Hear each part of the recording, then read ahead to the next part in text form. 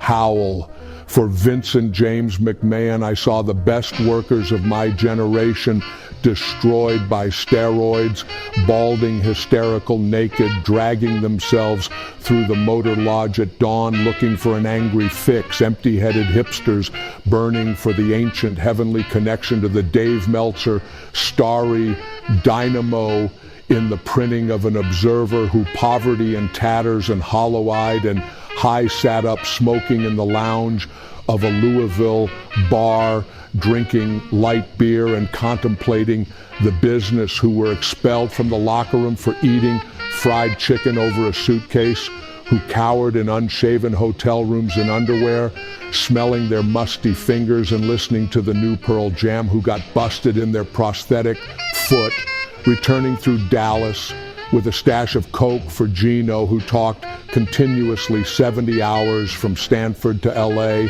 yakatayaking, screaming, vomiting, whispering facts and memories and anecdotes of comic books read, whole intellects disgorged in total recall for 7 days and nights after viewing the new NXT, who vanished into nowhere after his ideas for WrestleMania were overridden by The Rock, who blew and were blown by a friend of Jim, the young boys, caresses of Mid-Atlantic and Georgian love, who lost their record collection after fleeing Minnesota, cowering in fear and eluding the last gizm of consciousness, who watched Chuck Beastie take a header off a cage and died drowning in a pool, who scooped cat poop with a spatula before flipping the eggs.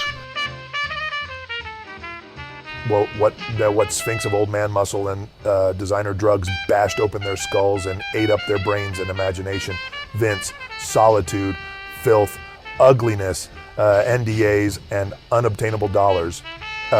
Secretaries screaming under the stairways, the boys sobbing in armories, old workers weeping down in Florida. Vince, nightmare of Vince, Vince the loveless, mental Vince, Vince the heavy judger of men, Vince the incomprehensible prison, Vince the crossbone soulless jailhouse and Congress of sorrows, Vince whose buildings is in Stanford, Vince the vast creator of sports entertainment, Vince the defeater of governments, Vince whose mind is pure perversion, Vince whose blood is running money, Vince whose eyes are mysteriously lifted, Vince whose mustache offends, Vince, pooper upon heads. The boys broke their backs lifting Vince to heaven, pulled groins, torn pecs, overdoses, staph infections, lifting the territory to heaven which exists and is everywhere about us. Visions, omens, hallucinations, Broadway's sellouts, gone down the American River, gate records, over the river, mix, match, challenge, and speed, gone down the flood, wellness failures, spooky gimmicks, 10-year sustained pushes and returns, cinema, Easter eggs, mad generation, down on the rocks of time, real holy laughter in the river. They saw it all. The exceptional fans, the holy yells. They bade farewell to Vince. They jumped off the roof to solitude, waving, carrying flowers, down to the river, into the street. Vinny, I'm with you in the garden where I headlined 144 times. I'm with you in the garden where your father put the title on me. I'm with you in the garden where Stan Hansen broke my neck. I'm with you in the garden where I once ate 87 cannoli on a dare from Dom DiNucci. I'm with you in the garden where you got a shipment from Dr. Zahori, and I'm with you in the garden where you fired my son for beating up a fan. I'm with you in the garden where I saw Terry Garvin and a ring boy. I'm with you in the garden where that piece of shit Hogan defeated the Sheik. I'm with you in the garden. In my dreams you walk dripping from a workout in your gym across America in tears to the door of my home in the Pittsburgh night. Times have been tough. No doubt about it. Tough on all of us. But you know what? So be it.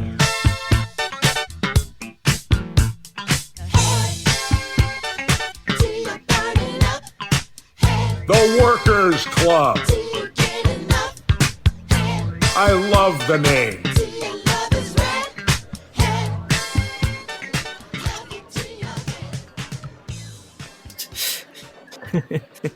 All right. Smash. Oh man, there we go. Motherfucker Okay. sounded exactly like Daffy Duck. It's the Workers Club. Yeah, one of the ducks. You know, Donald. He sounded like Donald Duck. Daffy Duck Larry, do sounds you know what similar we're talking about? too, though, right? Oh yeah, Daffy did slur.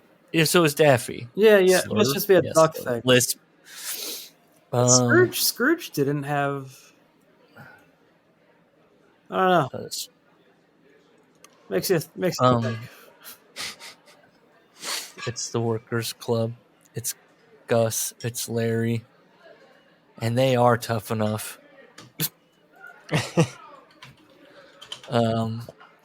I was looking for, I was thinking about, last week we jumped in, and I was hyper focused on that sentence incorrectly, and you guys rightfully took me to task that it wasn't that weird of a sentence. I blame Al Snow. I think he's making me dumber than I already am. I wasn't this bad, and I think it's affecting me. What do you think? You agree? Does anybody else feel dumber for being in the mind of Al Snow? Well, yes. But I get mad at myself when I hear mispronunciations or I'll say someone's name wrong. It happened, I think, last week. I'm like, God damn it. I have no high ground now to criticize. But I was trying to cheer myself up, and I thought maybe I'd try to find some Al Snow erotica, some fan fiction. Not a one? No. He's a character in some really long TNA something or other, and he was mentioned as a trainer for an original character in one. But, Did you look for Shinobi or Leaf Cassidy? I didn't do Surprised that. there's no daddy ones, like of him and him and Maven. And, Yeah. Or Tough Enough erotica. Yeah. I did find a 2008 Wrestling Zone forum thread about Al Snow. Oh, boy. Wonderful. And overrated or underrated. Oh, boy. And I can read some. And I also found a FTR erotica, but it's from when they're in NXT. But it was published in April, so this person really is hyper focused on that era of their when they were more otters and not bears. yeah. And it's called "All You Need Is Love, Sex Is Good Too." Okay. Oh, so maybe maybe they just couldn't put a slash in there. All you need is love / sex is good too. Or what is that? What is that blanket? Oh my god, it's a whole thing. I'll have. It looks ornate. That's okay. No, it's a fun story. I just don't want to derail. It's made with love, and I appreciate it so much. Though it's made out of old T-shirts. No. Oh, okay. I took a guess. Yeah, no. It's a very comfortable fleece blanket. Oh. Does anybody want to hear what 2008 fans thought of Al Snow? If he was underrated or yeah, absolutely. Okay. If we could find some Tony Khan like on the DVD form or whatever too, that would be. Let's see, February 3rd, 2008. So here's the person positing the poll, which I can't see. It looked like everybody voted underrated. Spoilers, but he says, okay. So everyone keeps going on about Al Snow this and Al Snow that. What was happening in 2008 that would be a thing? So why not discuss it in an actual thread? I'm banking on this not going beyond 2 pages. He calls it out. I'm not going to get a lot of responses. Hey, bandwidth, Yeah. He lists Al's credentials. He's a former European and tag team champion, a former 6-time hardcore champion, if you can truly count the 24/7 thing as legit. He became most notably famous for becoming good friends with a mannequin head that apparently only he could hear. His great success came in ECW, which carried him back to the World Wrestling Federation. He became the leader of the self-proclaimed Job Squad, which did end up producing Hardcore Holly, for what that's worth. He also had a nice stint as a tag team with Steve Blackman, better known as Head Cheese. Now, what some people may not know, he was actually supposed to be crowned the ECW heavyweight champion. Did Al post this? Yeah. I mean, the So- tone almost kind of sounds like him, right? It's got that self-defeating, like, mopey bullshit. Yeah. He made Bob Holly for what that's worth. Yeah. If you consider the 24/7 thing legitimate. So he asked the question, over underrated, and the first response is, I think Al Snow has contributed nothing to the sport of wrestling, and I've never seen a match of his that has made me feel any emotional attachment to the match, i.e. any Khali, Henry, or Snitsky match. Okay. Does that mean those guys make him feel something? I think he is a fine jobber because he knows how to work and was fine doing tough enough, but that's the extent of it. Okay. The original person that posted quote tweets that response and says, look, I'm not exactly an Al Snow mark, but how on earth can you compare a guy who actually has talent to several people who quite possibly can't even spell the word? Kali, Okay, I'm looking Al. at you. Snow was underrated simply because a lot of people never got into his gimmick, and several more just couldn't look into the fact that he was just an average, down-to-earth wrestler without any outstanding moves, such as your typical Jeff Hardy mark, who flies off their couch when he leaps off something high, and they consider that a move. You know what's Why do you funny? feel? In What? 2008, like, the talent pool in wrestling was not that deep. And so Mm-hmm. for, like, people even then, like, with, you know, what the present product being, are still Yeah. like, fuck that guy. Like, Yeah. oh, he was worse shit. Why do you feel he hasn't done anything? The typical fan jumps on him due to Mick Foley joking about how horrible his matches are. You realize Foley was joking, and everyone who jumped on that bandwagon is more or less a moron.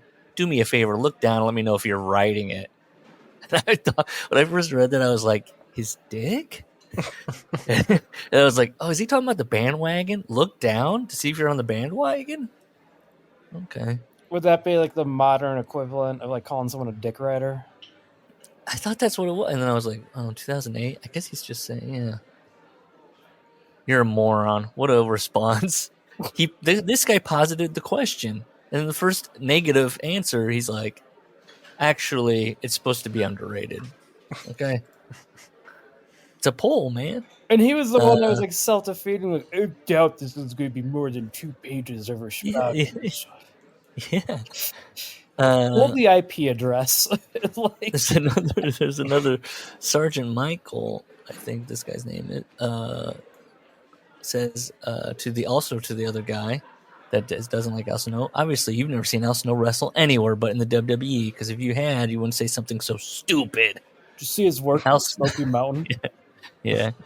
Al Snow is a fantastic wrestler. His indie work is freaking ridiculously good, and if you need proof, just look up some of his matches he had in his short stint in ECW. His matches with Sabu are the stuff of legends in some circles. They were so good. Al Snow was very underrated in the sense that he could have been an excellent mid-carder for the WWE instead of a running joke. Granted, he got a short push with Foley in 99, but then that was killed at about 2 weeks, and Al Snow was sent to tag team with Steve Blackman. He has more talent than Carlito does, that's for sure. He could easily take that spot out and be more entertaining. See, I miss this kind of tomfoolery, though, like with wrestling disclosure. Like, instead of, like, you just the catty, like, stupidity, instead of, like, oh, you know, did you, like, Marvel cinema story, what was the thing, like, that was like, you got to pay attention to the details, or like, yes, little instead of Easter just eggs. like, you know what, you're a fucking idiot. Like, if you think else contributed anything, you're just a fucking idiot. I just said that. I think it's because we were united around a single person to oppose.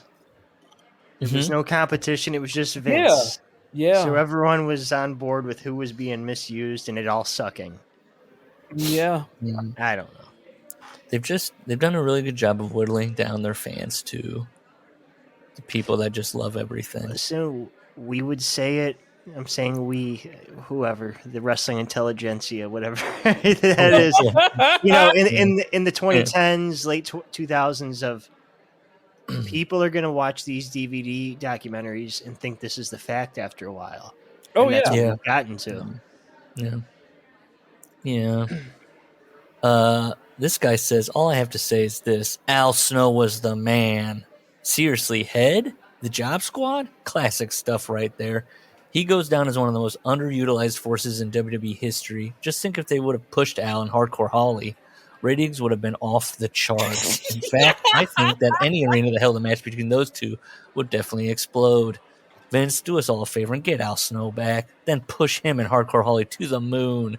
Then the IWC will stop whining about Cena because guys that deserve world titles for 3 years will be in a position to win them.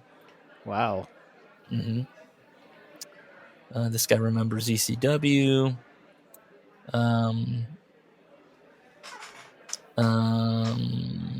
So is that, mostly people think he's underrated. And they just talk about ECW. Yeah, I mean I'm looking it up. Like that's like his only match of like any noteworthy rating wise. It's 7.37, but Someone man, join him it's on Tough Benoit. Like, Yeah. I don't think you could have done that match like Al Snow versus I don't know who else, would have been floating around. No, and again, the match, the last time I watched it, it's 90% Benoit. It's almost a squash. And Correct. it's good squash, but yeah, it's... In 2010, the WrestleZone forum wondered, should Al Snow be the GM of NXT? Honestly, I would like just Al Snow, like him from the wrestlers, like just that would do that. I would watch that. He's got to play the. He's got to. He would. His character on NXT as the GM would probably be stern. No nonsense. Yes, he's going to play do that, like that a role. Double daddy thing with him and Sean, and it'd be fine. That's not what people want. What if he came back and he was forced to do his original "I'm a crazy man" gimmick, and old Al is on NXT television. His eyes are going back. He's darting his eyes back and forth. He's moving. Is he transferring? Yes, he's transferring. He said the head is involved in the. The head's in there. He's making matches. The head is making matches. He's arguing with them. I like it. Does anybody want to hear the FTR romance? No. I don't want to hear it. Okay, well, just to know that Dax fucks Cash in the butthole. Good. Interesting. I would have assumed the other way. Why is people fighting Hangman Adam Page? Why? What are we? Why? Who's fighting Page? Jay Lethal. Oh boy. I'm reading it. They use protection. You asked about Tony on DVD VR, and my fucking account is still active on there. And I'm looking at my best matches of 2016. That was my last post. Mm-hmm. What was your best match of 2016? I'm a basic bitch. What I got on here, I got AJ Nakamura Wrestle Kingdom 10, Sammy versus Nakamura at the Takeover, Kenny versus Naito. I think that was night 1 of Climax. Ishii Okada, another Climax match. Shibata Ishii at Wrestle Kingdom, and DIY versus the Revival. Sounds like you're a fan of Ishii. What do you think about this week, Dave? Upsetting his baked Twitter potato with legs. Yes, Dave Meltzer said Ishii is good, which is an accurate statement, and that rolled people out for him to bicker with people. Well, he's bickering with the losers who just parrot what Cornette says, and I love Cornette, but I'm not a loser who just repeats his insults. Check the tape, Colin. Go back and check the tape. Do we have anything? Has any other Twitter business occurred or anything like that? Nah, all good. Okay. Here we go. Chapter 14, How to Go Crazy. Corey? I was bothering Corey, and he responded to me, and I responded back with snark. But again, I feel bad for the kid. Ever since his WrestleMania and he forgot to play his tape while interviewing people, I just feel bad for him. Yeah. This is my first time going to a show, and then Yeah. he doesn't bring his fucking tape recorder. What a jamoke.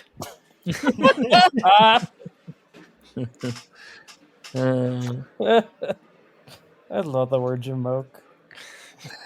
Chapter 14, How to Go Crazy. My return to WWE was the perfect time to hold my ground and not allow my character to be neutered right out of the gates. And now Allison was about to enter Larry Nelson territory, where he's like, he's firm in this belief. However, trying to protect your character without stepping on toes is a difficult balancing act. One I never mastered. Once again, I didn't establish that direct one-to-one relationship with the boss. I wrote, Al, this makes the book feel long. His constant once again, I've did the thing I told myself not to do.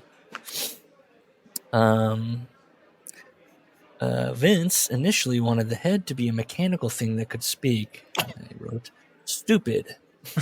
No, it'd be kind of fun. Like the head could kind of get snarky and get Al in trouble, or It could be like the anonymous GM when it had a voice, remember? yeah, or when they make Michael Cole go up to the podium. That is also kind of, I always think there's these little moments where Vince, you hear about some of his ideas and you're like, oh yeah, he's like a dumb guy. So put somebody like, yeah, he talks to this mannequin head, and Vince is like picturing the mannequin head talking. He can't conceptualize like that it's in Al's head. It's lit. The head is talking. I don't with know. a moving mouth. I get the feeling from these Al, especially the one where he told the New Rockers to wear suits, that he's just humoring himself. He's just fucking with these guys. Absolutely. It is his playground. I suppose you're right. It is his playground for him to just act out all his weird stuff. Yeah, they're very kind with the word weird. Allegedly criminal. I can't say allegedly criminal mind. He's under federal investigation. It's, Man. So people are explaining to Vince what the gimmick is, but Vince just didn't get it. Since he didn't understand, the gimmick didn't get introduced the right way. Let's see. I'd be given a new WWE. Okay. He's basically saying, he's talking about his re-entrance into the WWE. We did shoot some vignettes that were shown on the C&D shows. He does that thing where he starts talking about the Jerry Lawler introduction with his son, and then he goes back to we shot some vignettes. They were shown on the C&D shows, but if they'd been played on Raw, they would have made a huge difference. Got in that Spanish audience on Super Astros. I feel like the huge could be argued. How much of a difference? I don't know. I was so thirsty for wrestling, I watched Super Astros. I was just going to say, I saw one Super Astros taping, and I want to know who was on it now. Yeah. He goes into these vignettes, and he's doing things like where he's explaining his character, right? And he's like, he explains that on this one vignette, they race. And the head is, stays where it is. But I acted like I couldn't believe it, saying, how do you always beat me? In my mind, we've been racing the entire time. And he's went out, and he starts doing this for this next section with WWE, where he'll explain the little segments, and he'll explain nothing's better than explaining a really bad joke. Yeah. If your wrestling gimmick requires any sort of explanation, it's already failed.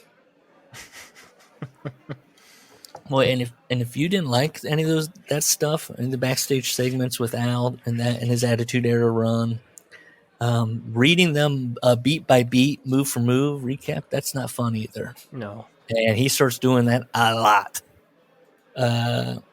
which we talked about with Ian, where it's like, that's bad. I don't like these wrestling books where it's going, and then here's the next segment we did, and it's literally with the dialogue, and it's mind numbing. So he's wrestling, and there I was once again focusing on being a good wrestler. I wish I could go back and kick myself. Oh, because he's talking about the King of the Ring match, where it's him and Head versus Too Cool, or they weren't too cool yet, but Too much. too much. And in the match where he's literally it's just him and this Head. He says he's thinking about, and it's his debut.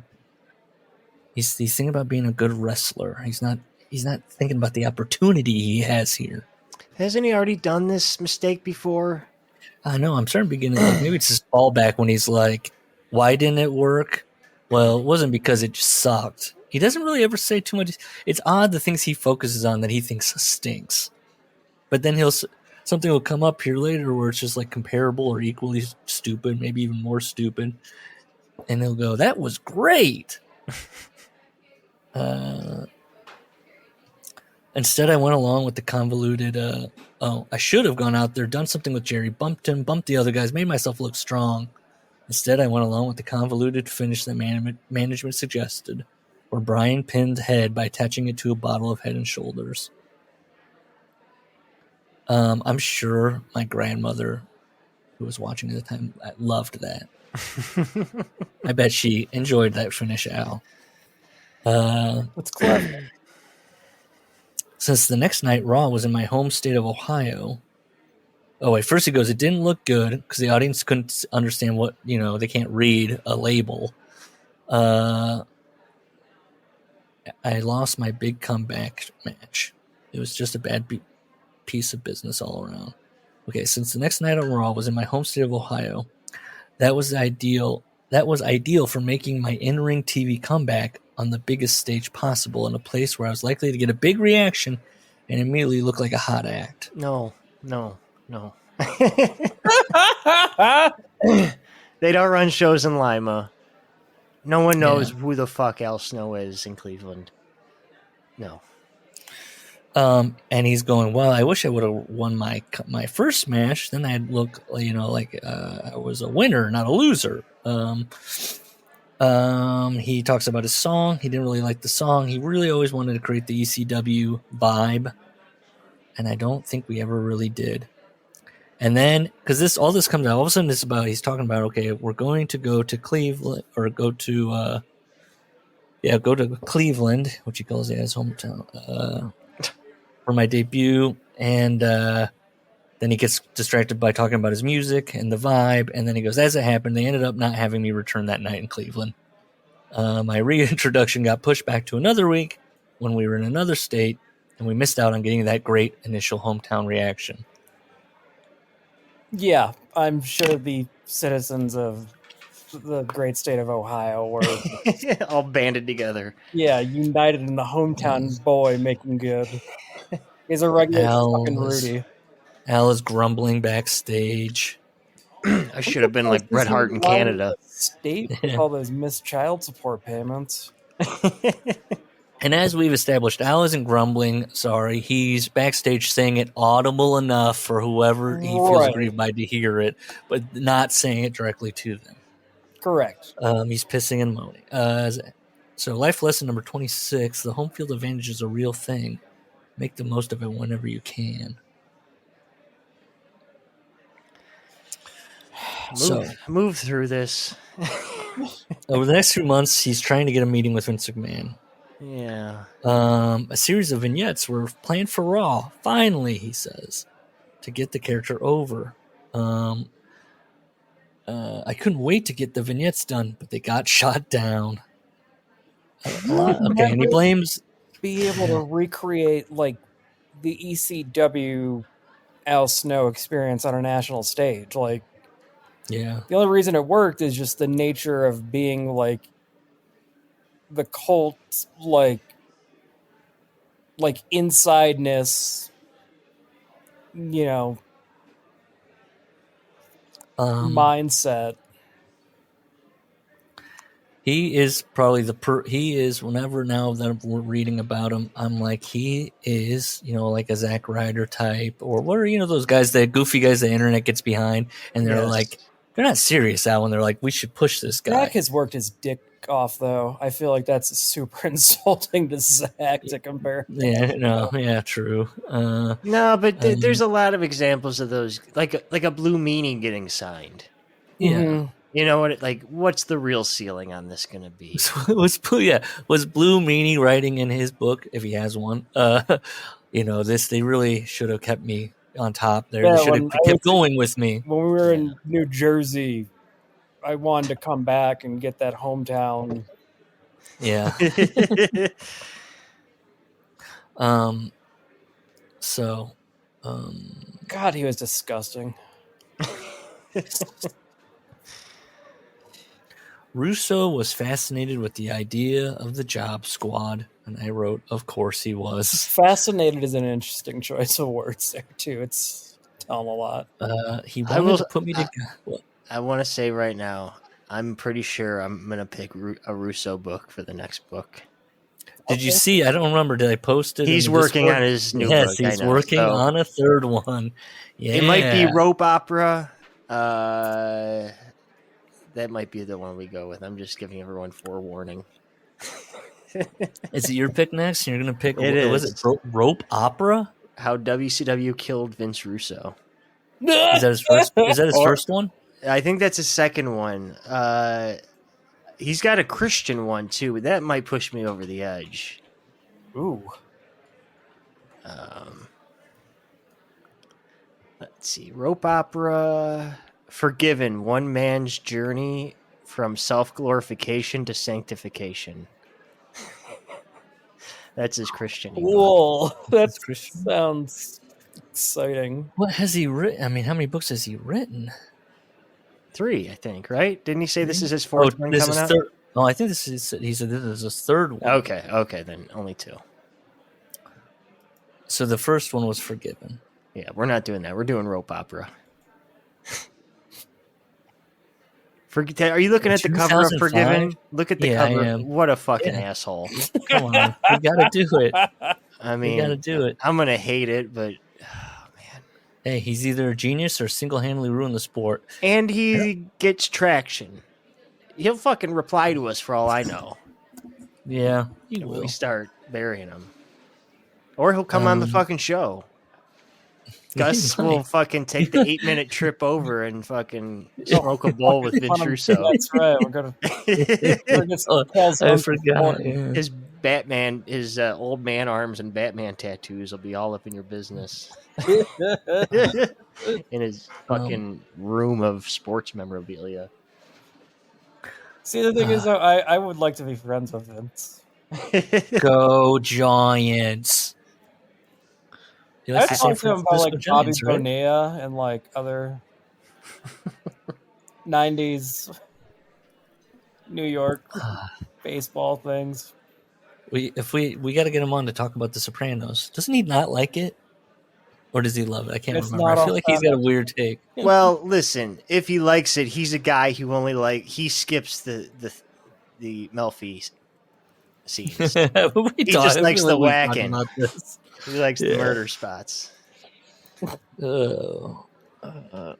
So Russo's idea was to put what an asshole. Sorry, that's his Forgiven face. Scorpio, Bob Holly, and eventually Dwayne Gillen, the Blue Meanie, with Al. That's the job squad in Russo's mind. And they would all, a rising tide lifts all boats. They would all rise up together through the card. That's the idea. They're helping each other raise their place on the card. And the idea is that the job squad are so frustrated with their position that we weren't going to go along with the script. And that meant, though, that the rest of the show would make no sense. Because he's talking about, that they'd refuse to lay down, they wouldn't go along with the matches. I was never on board with Russo's idea. He seemed so high on it that I just agreed. I probably should have said no. Woulda, coulda, shoulda. Then he says, when I worked with him almost 2 decades later in total nonstop action, he still didn't get it. But hang on, he's going to say something here, and it's interesting because I played against Al. It says Russo was a lot more in touch with pop culture and modern trends, which, come on, that's a fucking joke. But yeah, and would play off those. Okay, I just had this realization today. Al has no pop culture references at all. No. I don't think Al Snow knows seen anything outside the bubble, other than maybe the comic book thing. Yeah, I was going to say, he's seen the MCU movies, right? He's seen those. He doesn't see them when they're new, though. I would, and he's watching like this with this. He's really. I think he's seen them. I don't think he's absorbed them.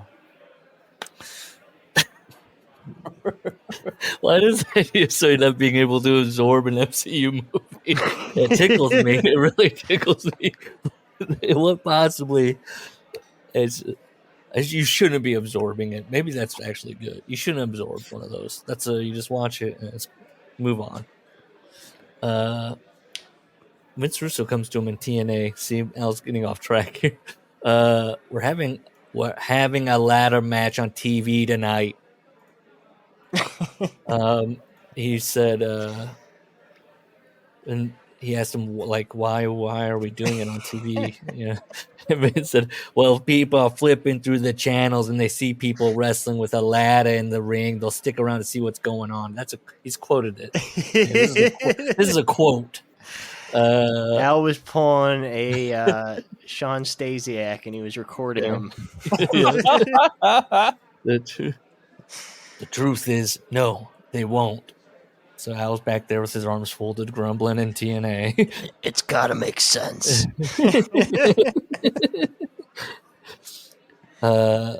So, likely because it made no sense, the Job Squad angle went nowhere. And before long, I started working in the hardcore division. I also should have been working in the hardware division of a Walmart.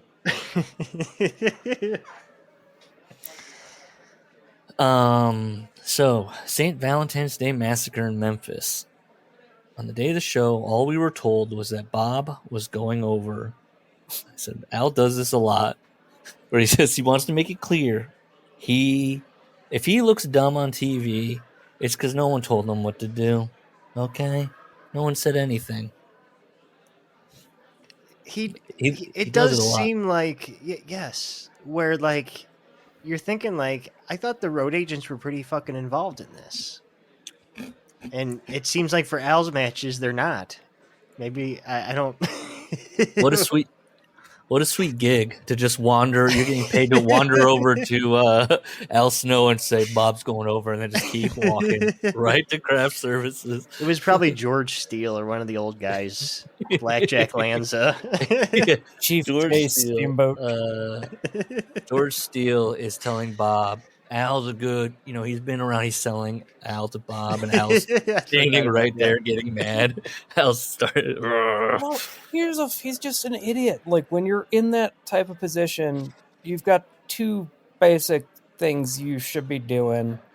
One, you've got creative freedom. You've got a lot of freedom, actually. Yeah. So you should take advantage of that.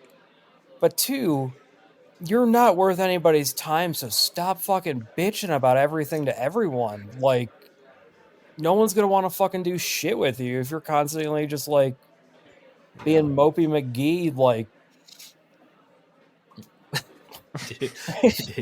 He goes, I don't want to spoil anything ahead, because we keep circling back to this stuff, and he also has, when he gets into Tough Enough, he starts finding peace. And it's kind of like, okay, Al, put it all together. So, this is the river match. He goes out. They scope out the river earlier in the day. Al sees a tire and throws it into the shallows so he can use it later. And then when they actually get out there, Al says, they didn't scope it out enough, because when he gets in the river, he's like, wow, this is actually deep, and the waters are moving a lot quicker than I would have thought in my head. So he does that. They work WrestleMania 15, which was also, he adds, also included Billy Gunn in the opening match, which also included Billy Gunn. It was my first WrestleMania, but I didn't see it for the great opportunity that it really was. Nice. There you go. God. For me, every show was WrestleMania, and I wrote, God, Al sucks. God, that's part of the problem, though, is it's no one wants you to be at a WrestleMania level. That's his WrestleMania level? I guess. Yeah. Like, that's him. But he goes, okay, not that it meant as much or was as it meant as much or was as big a stage, but it was just another day at the office. So he's actually when he says that to you, God, Al's dumb. Al goes to you and he says, every show's my WrestleMania. You're thinking, oh, you're transferring WrestleMania onto the... No, he means the other way. He means every day is boring. WrestleMania is boring like every day. And you're like, what the fuck? Why would you... I should have realized that the house shows were the equivalent of independent films, and WrestleMania was like a major blockbuster. I wrote, I hate this. He's still stupid. He's aggressively dumb. There's no point doing the biggest spot you have, getting the audience to pop in the correct definition of the term. The moonsault. Yeah. The springboard moonsault. Cool. That he's never seen anyone ever do since he did it. Yeah, because it looked like shit. There's no point doing the biggest spot you have, getting the audience to pop in the correct definition of the term, which is often misused by wrestling fans and writers these days. Well, actually. So, you guys don't even know what pop means, and you're also misusing sell as we're on the topic. Because a sexual climax is where the term pop came from. And he says every match should build to a clear climax. You don't do that and then keep going for a few minutes, just like you don't carry on a match after you made the crowd pop. Everything afterwards is limp. So Al's never pleasured a woman. Yeah, I wrote, Al is watching matches get bigger pops and he's going, that's not how nutting works. What are they doing? So he's wrestling Bob, and he stiffs him. They're getting, they're like, he's Bob's. Because they're in the crowd. What are they doing? He's all fired up. He wouldn't let go of me. I had to haul off a nail with an elbow right underneath the solar plexus. When we got to the back, he said, please don't ever hit me like that again. So I told him, don't keep holding my head down like that then. That's it. Great story. All right. Hey, Al, you could have been mature about it and not, Bob kidnaps head. He just goes through the whole feud. Can we skip some of these fucking stories? And he writes, I was just as confused as you are now. And I said, Al's taking no credit for any of this. We get some pictures in the book. It's Al. I wrote on one picture, Al is so drunk in this picture, it appears, with Dan Severn and the Funks. Picture of him doing Avatar, picture ECW. Yeah, mine are at the end. Hang on, I want to see these now. Oh, what an idiot. Al looks drunk in a picture with the Easter Bunny.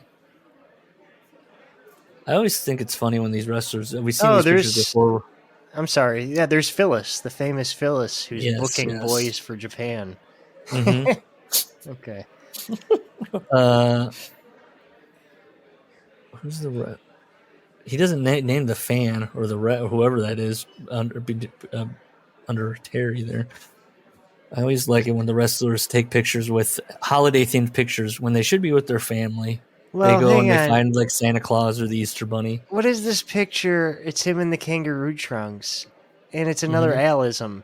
The joke always was that it looked like a rat with a heart on. It doesn't, though, really. Yeah, we talked about. Did we talk about it when he said that at the time? I don't remember, so. but I did write ... So that must be meant I kept trying to figure out what he's talking about. Yeah, how does it look like a mouse with a heart on? Fucking this guy's just weird. he was a geek for 15 fucking years. Pictures of him Tough Enough, pictures of him at Maven, and then the cruise. For some reason, I'm just saying, because the picture is just the wrestlers and then also his children, Jacob and Brittany. Is that in here? And it's the last picture. There's the roller coaster, Tough Enough. Test looks thrilled to be in this picture, and so does Mosh. I believe that's Mosh or Thrash. Ah, I see. Okay. Yeah, that's fun. So he's lost head to Bob, and he's going to do it with a deer, right? Yeah. I ran it past Vince Russo and was given money to go buy it. It wasn't worth $20, but the guy selling it wanted more than $100. No, just keep moving. He talks about Richie Posner. He calls it he's working in the magic department. He makes the props for the WWE. Yeah, Richie props. They call the deer Pierre because it had a patch, just like Pierre Oulet of the Quebecers. Bob kills Pierre. Vince Russo rushed over to me and said, "Hey, you're going to do a eulogy for the deer head." No warning, no preparation. They didn't even give me any bullet points.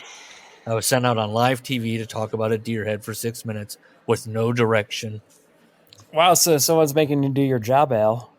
Someone could have at least called me during the week to give me advance warning rather than tell me when I got to the building. You really think that this is something they planned out like throughout the week? Come on, like.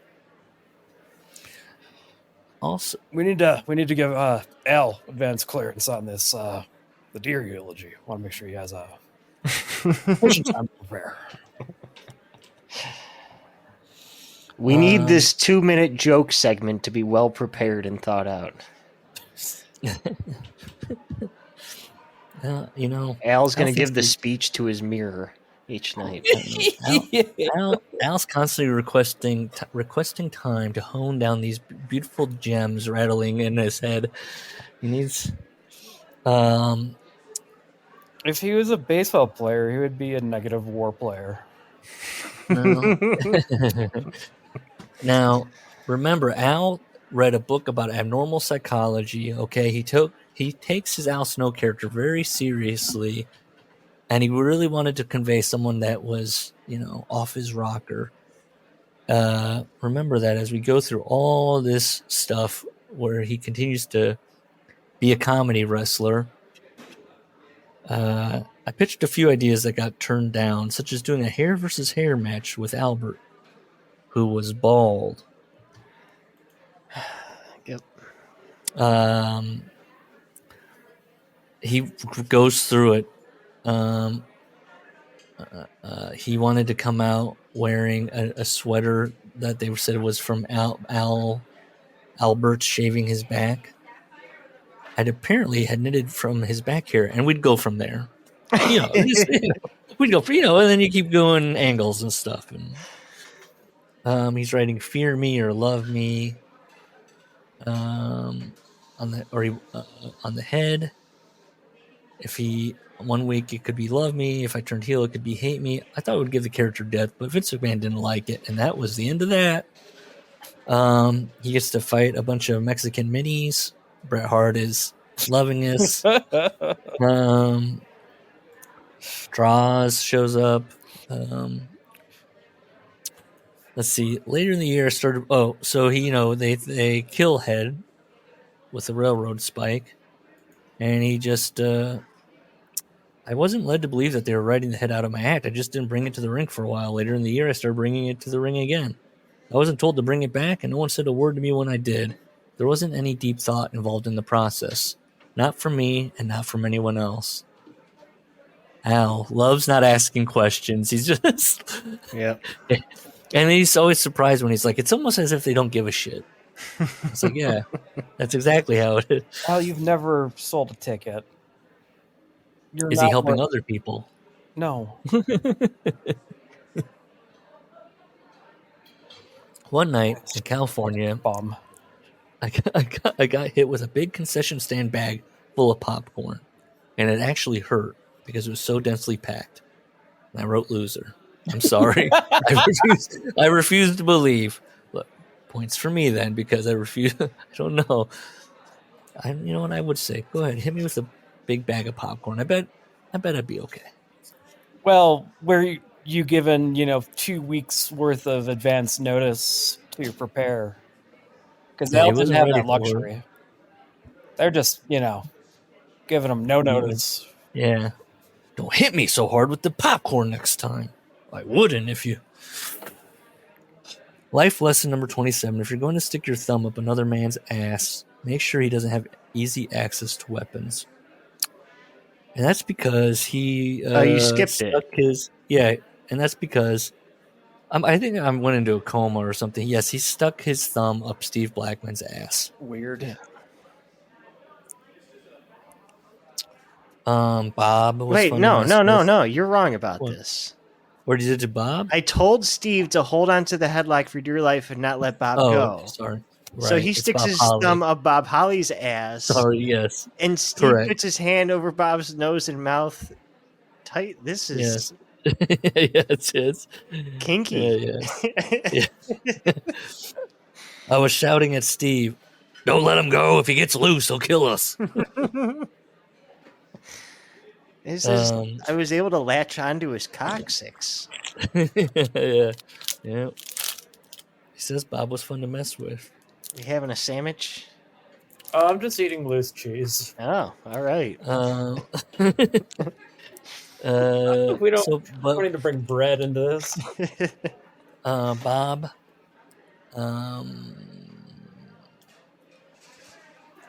Bob Holly is Bob Holly's doing a vertical suplex. Yes. With Al Snow, and Al Snow at these house shows would act like he's jerking off Bob Holly. And so Bob Holly, Mick fully tattles. He says, Mick tattled on me. And so one night Bob pulls Al's trunks aside and revealing Big Jim and the twins. Yes. Is he named his dick after Jim Lancaster? I guess. Initially, no one realized what had happened, so I started reaching up with my free and trying to cover up, unintentionally drawing maximum attention to my groinal region. I wish I could claim that I'm blessed like Scorpio or Robert Fuller. Those are nice shout-outs. But very few people outside of the porn industry are. And he says, by the way, in a combat situation, the male genitalia naturally goes into protection mode. I'm glad. I'm just looking at you holding up an Al Snow book that is now going to take up space in your residence. Yeah. And I'm glad like I all didn't the do books, that. Yeah. No, all my books do. Yeah, my kid saw it the other day, and she was like, "Can I read this when you're like?" We were talking about like getting my possessions when I was dead, and she was like, "Can I have this when you're dead?" And I was like, "You don't want that book."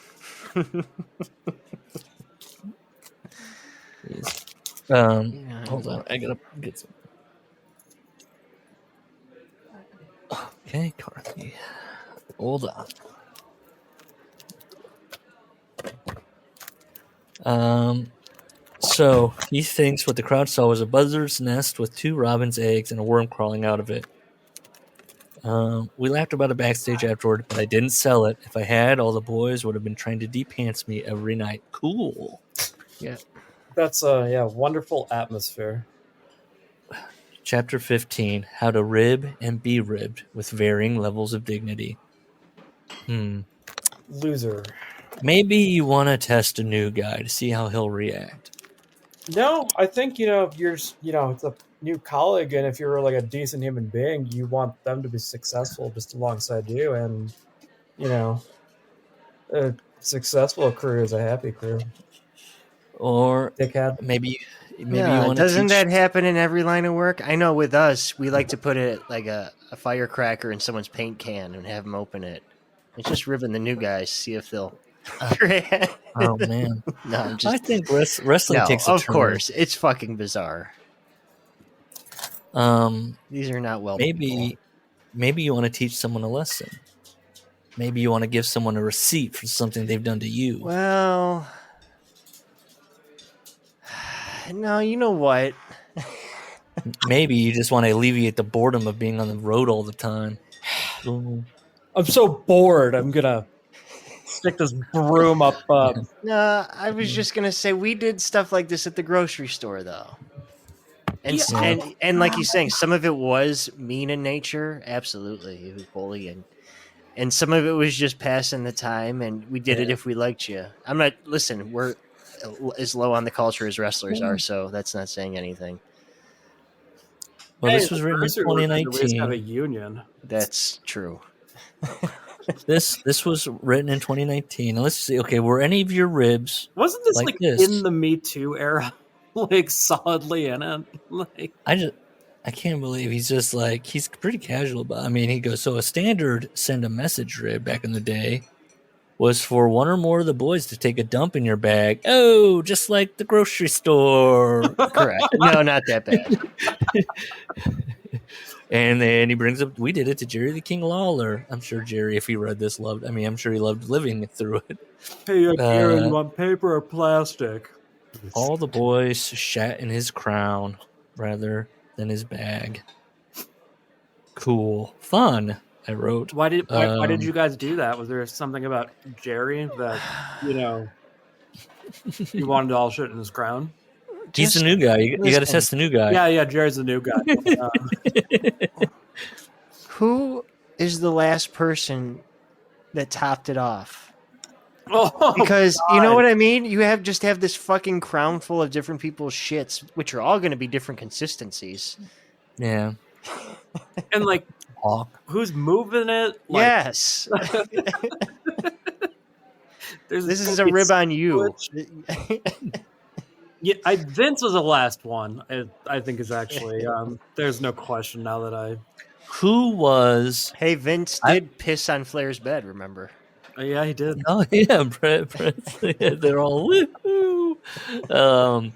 Who was the last? This would be interesting to know. Who was the last pro wrestler to shit in someone's bag in the WWE? Like who? They didn't know it at the time, but they were going to be the last Gotta be wrestler to ever Orton. shit in a bag. You think it was him? He was the last one to do it. Yeah. I mean, he would seem to be the last shitter. I bet we'll get like a one NXT at some point. Could you imagine? I mean, how appalled would somebody be in this day and age, in a good day and age, if someone shit in someone's bag? Like, You it would imagine be. if someone shit in Zelina Vega's bag? How Yes. fast it would be on Twitter. Oh, good lord! There would be like GPS records, like. They would never work. They would never work in this town again. Bring it back. Life lesson number 28. Choose your battles. You'll never stop fighting or finding shit in your bag. So he talks about Maven. He puts a huge strap-on dildo in his gear bag. And Well, he takes it through because- airport Yeah. security. I asked Devon to make sure what did Devon do? Yeah. Like say he had a bomb? Or just You better say check this boy's bag out. he was saying stuff in Arabic. Yeah.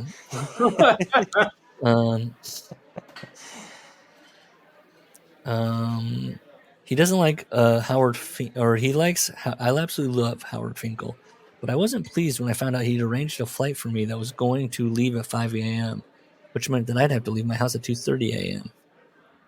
May have threatened to punch his mother in the face for birthing such an evil human being. And I wrote, Allie's not doing it on purpose. It's the cheapest flight they can get. And where's That's he why live? it's- Lima? Where's no Yeah. fucking airport there? Yeah. No one's connected out of Dayton. Mike Bucci, nobody cares. One of the ribs I'd played on me early in my career was an old school territory classic. Okay. Ah, yes. The boys got one of the local girls who had, shall we say, an open mind and a taste for wrestlers to invite herself back to my hotel room. And then they kicked the door in when he's doing his business. Now, is this he's married, right? During this time? Hang on, you skipped this one, the one before. I don't want to talk about Mike Bucci's. That's why. I don't No, care but about after Mike that, Bucci. it says I called. Okay, the tradespeople thing. Who cares? But my favorite one, and this doesn't seem to be associated with Nova. My favorite one was calling a taxidermist and explaining that my mother had died and we wanted her stuffed. Who's that a rib on? That's just being Taxidermist. a dick to the poor guy. Yeah, that's just being a dick. And there is some of that. But to be clear, he's saying he's Mike Bucci. So Mike Bucci. Who knows who that so when is? he tells Mike, but then he tells Mike Bucci, The and next Mike time Bucci's Mike like, sees his no. taxidermist Yeah, at the no. Safeway, He thinks you're gonna I'm look at him crazy. sideways. You don't remember reading all those Mike Bucci stories on the boards where Mike Bucci called my taxidermy, what would you call it, store, and he wanted to stuff his mother. Weird. It's like the stupid Ron Burgundy prank calls an Anchorman. Like it's just, it's not. You're not funny. So okay. They play the ring rat prank on him, where then they bust into the room, and he runs away naked. But I bring this up again, when he didn't say when this took place, but he was married for quite a long time. Mm-hmm. He said early in his career, but didn't she meet him pretty early on in his career? Yeah. He's admitted to dalliance. I know. I just like that he doesn't really put an exact in. He's like, but I got to tell you about this prank that I played on me. I don't have to. Now, this next one, the X-Lax rib. Mm-hmm. Another classic, he says. I did this. So when he was in his training school, one of the when they were going to go on a road trip show, and one of the guys was going into this guy that he was training was going into the fridge and eating everyone else's food. So they make him an X-Lax pie. You made an X-Lax pie? This was rehab. There was this dickhead kid I just did not like. And I was living in a house of 8 people. It's the little... Wilson, I'm not going to tell this until you're paying attention to me. I know. I'm being talked to. Sorry. No, it's Let me okay. pause.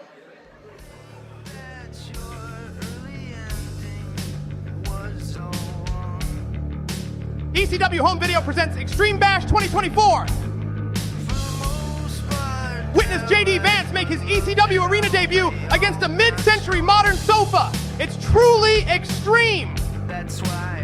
Also, the historic battle of the Bam Bams as Bam Bam Chris Christie takes on Donald Bam Bam Trump. Unedited, uncensored, never before seen. It's the night Usha Vance danced atop the ECW arena. It's Extreme Bash 2024, available now from ECW.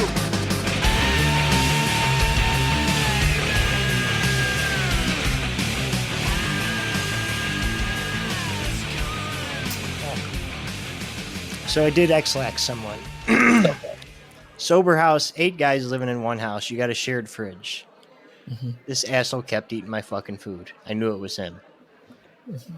So there was a guy I knew. He had the powdered medicinal X-Lax. Mm-hmm. Poured it on top of some powdered donuts because I think he'd already eaten those once. And then I bought a half gallon of chocolate milk, which sounds so good just thinking about it. You know, that pre-made chocolate milk. Powdered donuts and chocolate milk. God, that's... And we poured it in that fucking chocolate milk. And that asshole ate every one of those donuts. Mm-hmm. He made a lot of trips to the bathroom that night. Yeah. I need And- to hear the cries of pain. No cries, just only one bathroom, so we knew it was him. Did he ask you why did Never. anybody else? No, he no sold it. Because you can't admit you're eating someone else's food. I don't know. I've never eaten somebody else's food, so It's a dick move. I think my knee jerk would be to act like, whoa, Well, we don't have any fucking money. This is like, the only possessions I have in the world is this fucking frozen pizza in the freezer. yeah, And someone eats it, yeah. Cruising for a bruising. Sometimes you got to poison somebody. It's the way it goes. As a rib. Well, life. Yeah, you Life- should have shit in his bag. That'll teach him to not eat your food. Yeah. Just got to give him a receipt and shit in his bag. Life lesson number 29. There can be such a thing as too much pie. So, you put the X-Lax in the pie. Some people are easier to rib than others. Steve Lewington, who was DJ Gabriel, who? I don't know that. No. name. He would sneak up and jump out at him. And he talks about that. How does one even become known as easy to startle? Yeah, it means you crossed that line and then sold it, and then it's like, oh, hey, this guy's easy to startle. Let's keep doing it. Life lesson number 30. Always check your bathtub for Al Snow before taking a dump. Okay. Nick Bockwinkel used to brag that no one could ever rib him. Steve talked problem. about this, right? I have a problem with this. Yeah. L wasn't here for this. Yeah, didn't Steve tell this story or something like this? Steve Kern? I mean, Didn't he do something like this too, Nick Bockwinkel? Or he talked about Hennig doing it? I can't remember. It's stolen valor, though. yeah, I don't believe Says that. that Sean and Marty put a padlock on his glasses. Padlocking got so out of control in the WWE that Vince had to talk to everyone and tell them no more padlocks. So Kurt Hennig, Keep shitting in the These are adult men. yeah. You have to have a meeting about padlocks. so who got padlocked that bitch to Vince that Vince had to say something? What star? So Kurt Hennig put a padlock on Vince's briefcase. God damn it. Oh, okay. Here we go. Yes. Once when Joe Dan Sun. Severn and I were flying back from a UFC event, Chemo and Joe Sun were on the flight as well and doing a religious gimmick. Okay, so did you look into Joe-san? Yes. Okay. I was like, I don't remember him being brought up. He's okay. So this is where he's brought up. Did you look him up though? Yeah, I looked him up. I remember, and I was like, "Oh yeah, the guy that played so Austin you- Powers." Yes, He was involved in a rape yes, and killed his Whoops. cellmate. Yep. And got punched in the balls repeatedly. Was he religious during all that?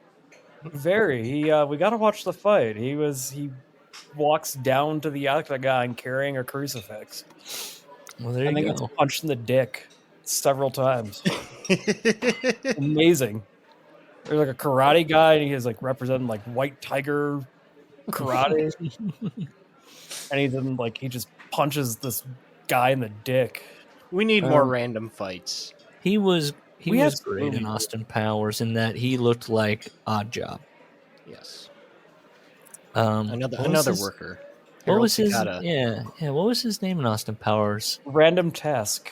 Oh, Random Tat. Why did I think it was Rim Job? I was like, is that what Mike Myers would write? Random Task. Okay. The best ribs are generally at someone's expense, but not their cost, at least not too much. Some people would take it way too far. And that goes into chapter 16, how to get into the doghouse. Mr. Fuji was renowned as a man whose ribs could go beyond destructive and into downright sadistic territory. And he tells the story of Fuji killing a guy's dog and making him eat it, unbeknownst to the man. Never happened. It sounds unbelievable, but I've had it confirmed by so many different people now that I've got to believe it happened. I was like, how does this work in Al's brain? Who does he think was there? That's convinced by the many people are saying. Listen, I bet he believes when I hear a rumor like this that if so many people believe it, it must be true. The Savage Stephanie rumors. He's always like, it's another case of with that. An eye raised. Does anybody disabuse him of this stuff? When he's like, "Have you heard about Mr. Fuji?" And they're like, "Well, that's made up." Why do people want Why do people want it to be true in the wrestling business? People love being in on the tall tales. It's you know tough. what I mean? They feel like it's part of their. It's wrestling. You could do a Boogie Nights or Goodfellas style movie about wrestling, just in that inside. Mm-hmm. This is a group of people who cannot exist outside of this bubble. Yes. We're a weird, fucked up family, aren't we? Yeah. They think they're self-aware, but they're not. Yes. You got to pull the camera back. Yes. To normal people laughing at them or not noticing them. Mm-hmm. This was the inspiration for an angle Vince Russo created for me and the big boss man Ray Traylor. The idea came to Russo when he saw the film Summer of Sam. Of course he did.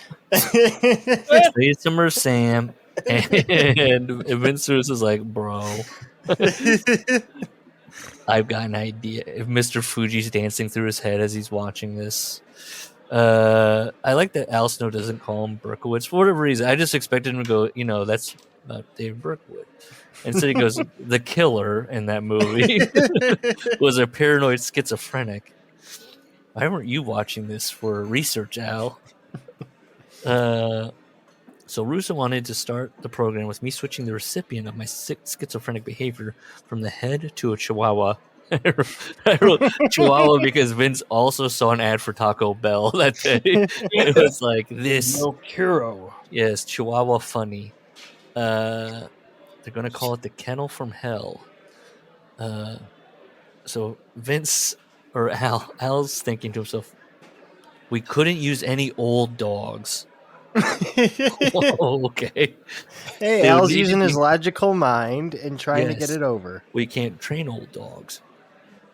They would need to be specially trained attack animals from the same kennel, so they'd be all under the verbal command of one trainer. Russo says he understood and that he'd take care of it. Who does he think has packs of attack dogs? What kind of vet? So they give him a chihuahua, and he's like, is this a trained animal? And they're like, no, we found it at the vet today. Or the veterinarian told us, here's the people we know that own chihuahuas. You'd have to use the Tor browser to find what Al thinks exists. I think some guy dealing in exotic attack animals. Yes. Well, first of all, nobody has that number in his Rolodex, though. No, it would be you'd have to go to the police, right? And you'd think, the police are too busy solving crimes for them to. They would do it. The police are too busy solving crimes. They don't have a pack of them, though. You need like 2. I don't know. How many do you need? Like at least 6. Al? I can't remember. Al thinks this is a good idea, right? Or he likes it. He kind of is into it. The Chihuahua thing. Can you imagine getting that call about like, hey, do you mind if we use our Chihuahua? Or your veterinarian told us that you own a Chihuahua. We're the WWE. It's Vince Russo, whoever's on the phone.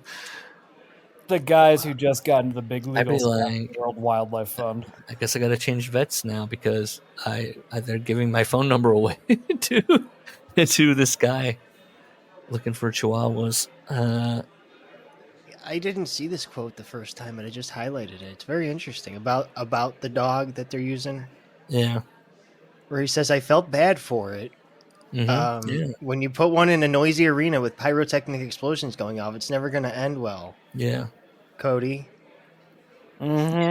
Yeah. Well, Yeah, and he fucking did that like a couple weeks ago, and no one had a problem with it because I like that. So Rusev We need tells more him, wrestlers' pets to have merch. yeah, and we need more wrestlers to have pets, and they need to be spayed and neutered. Steve needs Poncho and Macho merch, and I'd buy it. yeah, that would actually have Oh, the cat, Austin. I said, who's Steve? Steve Kern, and I'd buy a shirt of his yeah. Weimaraner. Yes. I love Weimaraners. Steve Kern, Tallahassee, and a Weimaraner in the middle. Make it. Al wants to know why they didn't get a trained Chihuahua, and he also reminds him about like getting the trained attack dogs. And Vince says they hadn't been able to find one on such short notice because they just found a day of. And I wrote, this company sucks. Like they make like incremental improvements. Like right now, there are these like incremental improvements, and people like, whoa. I just love how like defiantly like no one. There's never these like thought of like, okay, we're in a little bit over our head here. Let's just change course. It's we're getting the Chihuahuas. Doesn't matter. We're still doing the dog thing today. Oh, okay. And they want to be presented like they're a movie studio, like, Paul at his press conference, and it's just like, not that long ago, you guys were finding dogs day of. Like, what are we doing? Day of dogs. So the dog is Remember the Pepper. golden egg? Yeah, Yes. that was fun. What was that about? I don't know. Was Goo Wirtz responsible for that? Goo Wirtz, because that was about Rock's movie. So Goo Wirtz had to do that, right? No, that wasn't. That was about the Rock's movie, I think. Wasn't it Night at the Museum 2 or something No, like that? I think it was a Rock movie that had a golden egg in it. don't ask me which one it was. Because didn't The Rock? They said this is from The Rock. The golden egg. He did say The Rock had given him the golden egg. And so then maybe inside was a piece of paper from The Rock asking to main event with Roman Reigns. It goes all the way back then. This is like a fever dream. Boss man. Vince honored The Rock by claiming that he was given a golden egg from The Rock, with Vince telling Roman Reigns, that's wild that Roman was in this segment, that it was worth $100 million. Wait, so was- they like retcon the bloodline, like to the return of Vince, and like, And include the golden egg in the promo video for. oh my god, it'll be the greatest story ever told. Yes, it was The Rock's Netflix show called Red Notice, which featured the golden egg. That's the best storyline they could come up with when told to incorporate the golden egg into the show. Vince likes an egg.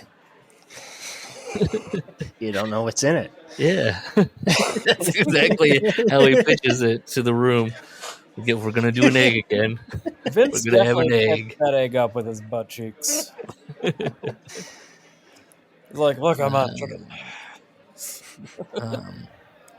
When the boss man would hit the steps, when he'd come to the ring, that would make Pepper piss in Al's hands and down his arm.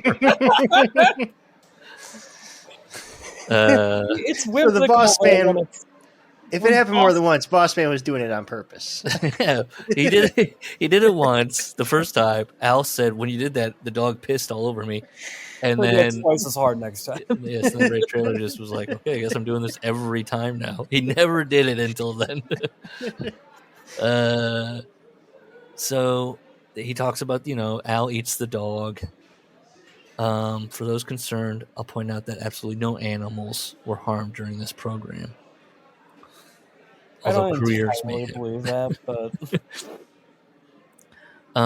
they want. So Al Snow character's having a meltdown. They want him to come out in his new Rockers gear, acting like Leif Cassidy one moment, and then looking around as if to say, What the hell is going on? Next, and I wrote, this sucks. Bulldog hands him the hardcore title. Life lesson 31. When all else fails, dress up as Leaf Cassidy. People just give you stuff. Divorce brutal. papers. That's brutal. This is brutal. Oh, he totally got served divorce papers wearing the Leaf Cassidy gimmick. Mm. He's like, I don't have pockets. What the fuck? He keeps going to the people in charge here in WWE and saying, we need trained dogs for the payoff. We need them if they're going to be in this kennel match. And he keeps being told not to worry. I just wrote at some point here. Okay, so by the way, so they're in Charlotte for the match, the big pay-per-view, the kennel from hell, and he shows up, and all the dogs are like different dogs, and they're just like, we called all the local vets, and those are the only Rottweilers we could find. There's like, I don't know how many. Oh, these are just people with just different Rottweilers, I guess. WWE had known for months, and they hadn't done a thing until that morning. And I was like, all these guys write about how WWE's the big leagues. He even does it. And when he first gets to WWE, he's like, okay, finally, a professional outfit. And it's just like the same shit. It's low rent. It's stupid. I like this. The Boss Man was going to get bit by a dog to end the match. Al thinks there was a lot of heat in that, huh? Yes. Yes. It's never going to be as dramatic as you think it is. He's just going to hold on to his leg. Yeah. So the dogs, are out there. The match is dumb. The dogs are dumb. The whole thing was the fucking piss and shits. The absolute worst situation we could have been put in. When it was mercifully over, Vince McMahon found me backstage to apologize. I told him I was absolutely appalled and embarrassed to have been part of that. He said, I'm sorry, we'll make it up to you. They didn't. And things were never the same for me in WWE after that. Even now, people still bring it up more than anything else in my career. I did all I could to make it work, yet I'm the one commonly held accountable for how bad it was. Well, Ray's dead. And also, he had a better career. So, Ray people was personable and people enjoyed his company. So he starts going back to when they had made missing dog posters. Al's all over the place. He'll go off on his little... it's just another rib. He puts Val Venus's number on there. Who cares? He goes, as I was mulling over like what number to put on the missing poster, Christian happened to be walking by, so we went into his phone, found someone's number. Just be like... I've done this too. Well, I mean, this whole Christian happened to be walking by, so we went into his phone, found something, put it on the poster. Just be like, we picked Val. Like, why are we burying... Just say, Christian and I went into his phone and picked Val. They're acting like it was a random number. They didn't know. Mere moments, Val Venus's phone rang. Val doesn't sell it. During the Boss Man program, I was doing a segment with Rottweilers. I rid my old ECW compadre Taz by using his catchphrase, win if you can, survive if I let you. Knowing that Taz can be a little neurotic, I figured we'd get a reaction.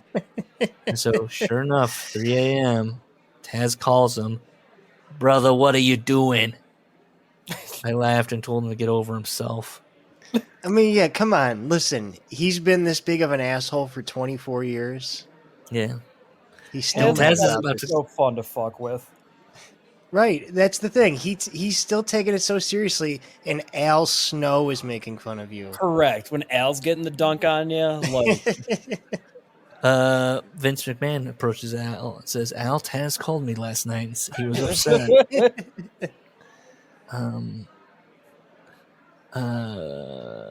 He's in the Philadelphia gym with the Blue Meanie. We were doing cardio. No, the Blue Meanie doing cardio, it wasn't the most bizarre thing. So he talks about Walmart had taken all the Al Snow action figures off their shelves. Yeah. And he goes in on the woman saying, I didn't want a promoter to assume the head was female and asked me to make out with it. That's why it has no gender. I just want you to know this gets like 45 pages in Mick Foley's second book. I remember that. I like that this is wrestling. Al Snow wants to make sure that the head is never has a gender, because if it was female, he in his gut, he knows a promoter is going to be like, why don't you make out with it? Well, that's because he saw Mick Foley doing that. Oh, God. Remember? Yeah, they made a hole in it. Cool. And Al would like to know... testicles have definitely touched the lips of that head. Al wants to know why you can't buy his action figure to this day in Walmart, but you can buy an AR-15 and ammunition for it, along with any number of hunting knives. Yeah! Listen, if the head was around today, it would be eating someone's ass in the locker room. Exactly.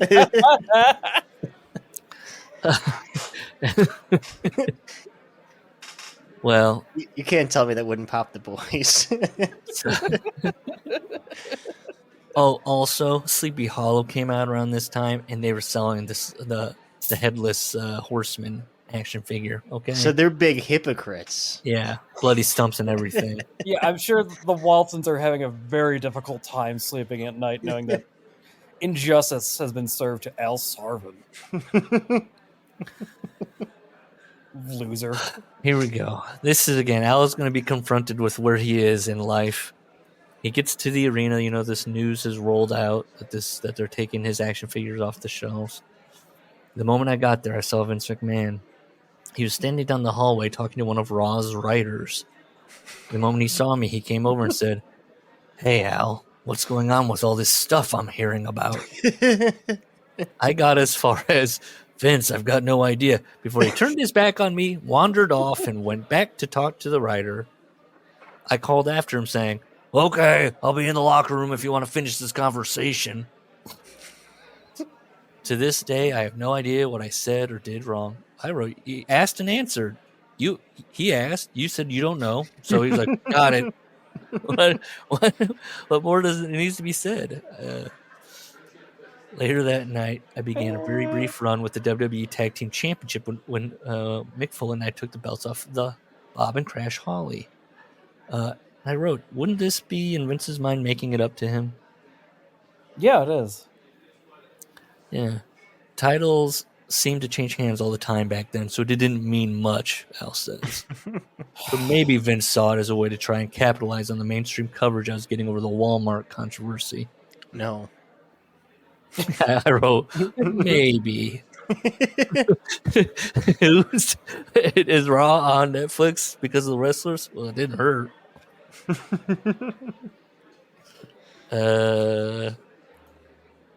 Mick and Al are filming vignettes. They go to a casino. Somebody has the idea of, what if we go to the strip club and tip the dancers with coins instead of notes? Who used notes? I was going to say that. It's like some weird way to make it sound classy. Well, listen, some of those places have the money you got to convert, though. Yeah. So that would not be money, right? Trying to pay a stripper with a voucher. Yeah, that has your little... No. But some strip clubs make you do that. You change over your money to their money. Oh, okay. And I see what you know. I thought you were saying they were going over with the casino voucher. Says you a payout of $20. No. Oh no! But here you go, honey. So he's loving it because Mick gets hit in the face by a quarter because the women aren't in on it. You got to do that cold.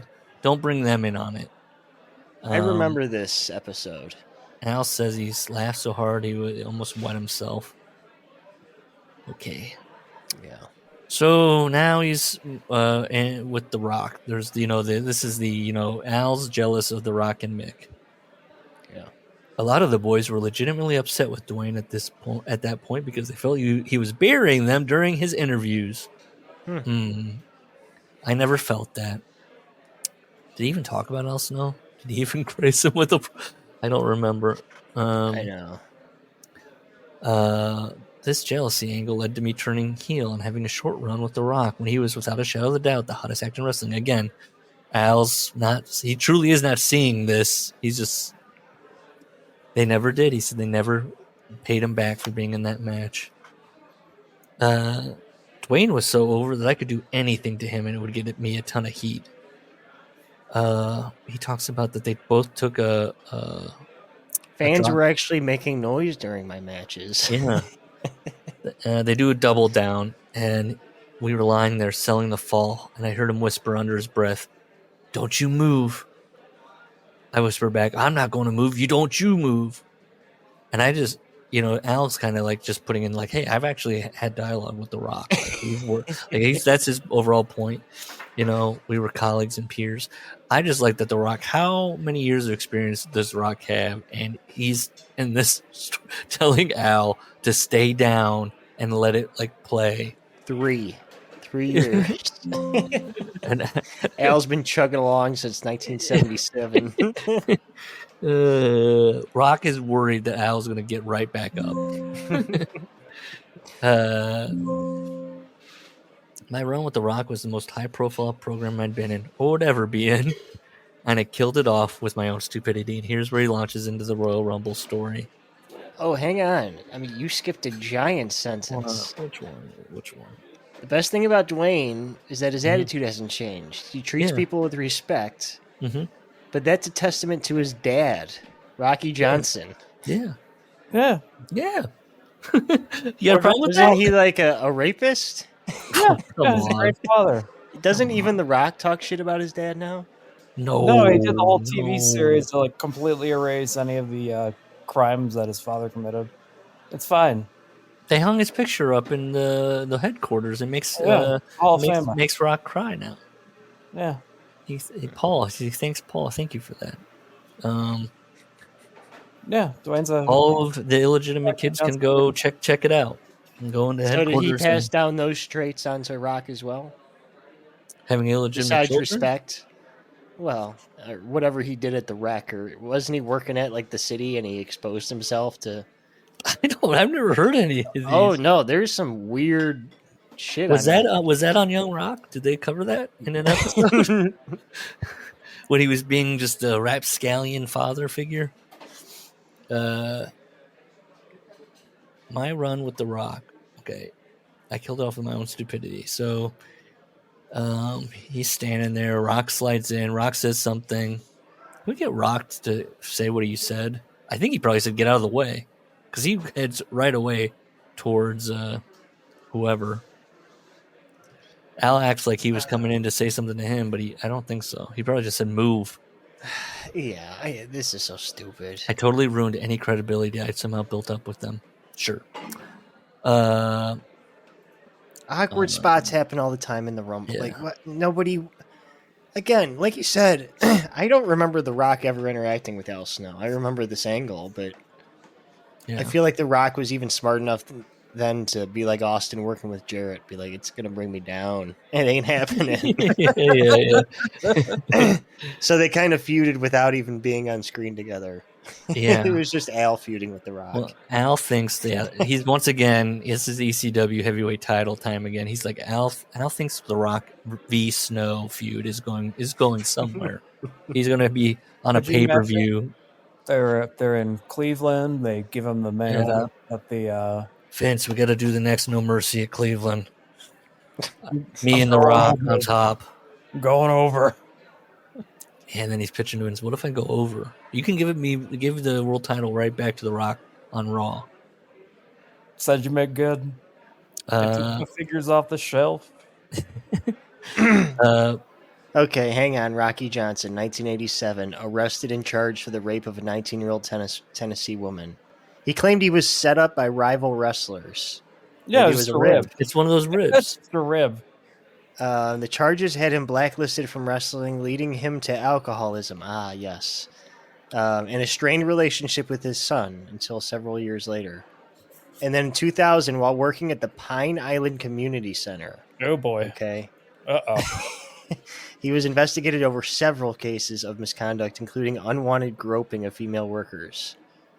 He faced charges of battery and theft after he allegedly took home a piece of athletic equipment. What could that be? As well as allegedly inappropriately grabbing a female coworker. A row machine? I was thinking of a pommel horse. Mm.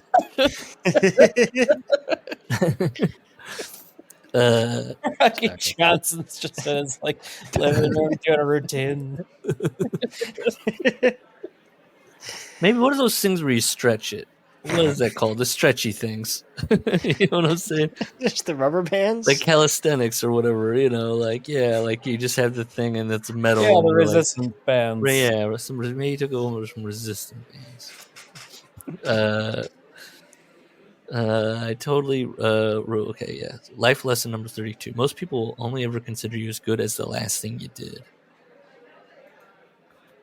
Okay, chapter 17, how to cut cheese and go European. Brian Gurwitz shows up. Yep. I bet Brian's even uncomfortable talking to Al about comics. Like, he's just like this fucking nerd. Oh yeah, they probably did talk about comics. You're right. But I feel like Brian, if he did, I don't remember his book anymore. He ejected it out of my head. But I feel like any Al Snow stuff would have fallen in where he kind of takes a dig at himself. Like, you can thank me for this horrible thing. What did he really? Oh yeah, the Rock feud with Austin. Or no, Cena. Sorry, Cena. That's Cena, the one. yeah, that was his that crowning was- achievement. Yeah. But you don't understand. Everyone thought they were breaking kayfabe. Yes. It's never been done before. The blend. Brian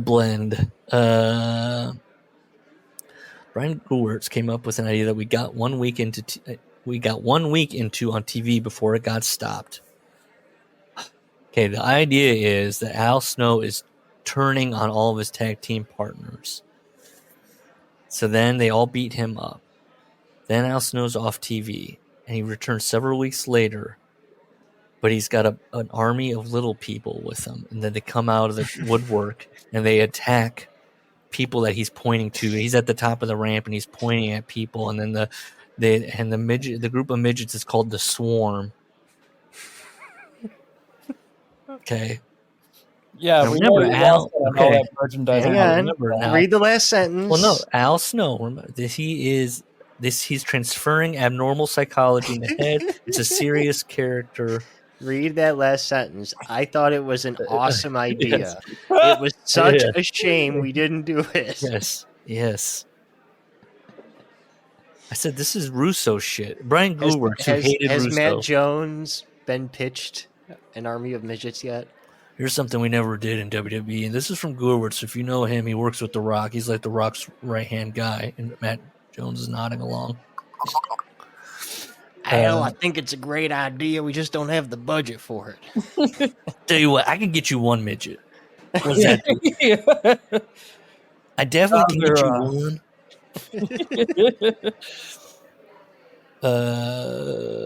Vince put a stop to the angle before we got going. There was no reason given other than they didn't have any interest in doing it. Al wants reasons, but why? I thought it was a great idea. You know what it reminds me of is that Raven 7 storyline he pitched to do on Sunday Night Heat. I'm just like, no one was going to care. This is not a great Sunday loss. Night Heat. So Al now begins talking about his tag team with Steve Blackman. He goes through all the names. And he, in his mind, the fans are getting behind head cheese. They're chanting it. Da, da, da, da. All of the segments we did outside of the ring were awesome. Brian Gurwitz and I had a great time coming up with all these ideas. He really understood my character. And I was like, wait, I thought this is what I wrote. I thought his character was not a goofy guy. Yes. Now he's a comedy. Now he's like full on. He's like, I'm a comedy guy. So he doesn't think Steve didn't hate them. These segments work so well that in the minute-by-minute breakdowns, they're often the highest-rated part of the show. Stop. It's hard to believe that someone and you brought it up before. As bad as Al could stick around so long, he never even has periods of showing potential. It's like bringing in, God, I don't know, Adam Rose to the main roster. Yeah, he's always around. Yeah, he's like a 210 hitter that just somehow hangs on for 10 seasons. He's the Ron Karkovice of professional wrestling. Now I will look him up. Yeah, let me know how close I am on that career average. But just look at his face. He's got a great face for a catcher. He's got a very appropriate face. Who do you think Al was actually looking up the minute by minute ratings, or did someone tell him that? 221. Damn. Okay. That's wow. Within 11 points, that's not bad. Sorry, Wilson. No, I was trying to think of a baseball player that might be closer to 210. I thought of David Eckstein maybe, but he had the thing where people said he had heart and grit, and I don't think anybody was saying that about Al. That's why people kept him on the team. Old little David was because he's got those unquantifiable attributes. He's a lunch pail guy. He's the third linebacker that just stays on the team because he keeps accepting the reworked contract for less. That was my theory. Exactly. What if Vince, because he didn't want to pay Al any merchandising, was the one that actually put in? He told the gal to write and get the toys pulled off the shelf. I mean, that'd be pretty fucking hilarious. Hey, Al said they were hot sellers. And others, from the publicity. Yeah. I wonder if you can buy one online these days. Oh, come on. What is that too? I just feel like figures are so huge. There's fucking figures of everything. Yeah. Is there one of him in his Tough Enough days where his arms are folded and he's watching, like he's in a tank top and gym shorts? $15 on eBay For like the one that fold? in the package, so that's pretty low. That's fucking pathetic. Wow. Yeah, I mean the fucking local toy stores sell those things in package for like $50 for anybody. Yeah. Wow. That is way lower than I would have. It's not rare. Not at all. So this is where Al just is going through the vignettes and he's breaking them down, beat by beat. The dialogue, the behind the scenes of it all. And he's going in another backstage sketch and another great vignette. Yeah, and the best one was on a farm. And Brian and Al have this idea where as Steve is approaching the cow off camera, first you'd hear a couple of regular moos, then you'd hear a questioning moo, followed by a series of panicked moos, and then finally the noise of Steve cracking it over the head. They only gave us the one moo, which I thought was a shame, but I still thought it was a funny segment. I have no memory of that one. Yeah. Did they air on the C&D shows? What were they airing now? He's going, this is why we're getting over. We're on the A show. All those segments helped us get over, and it was translating in the arenas. The crowd was definitely behind it. Come on, man. Yeah. So here we go. They're wrestling the Hardys.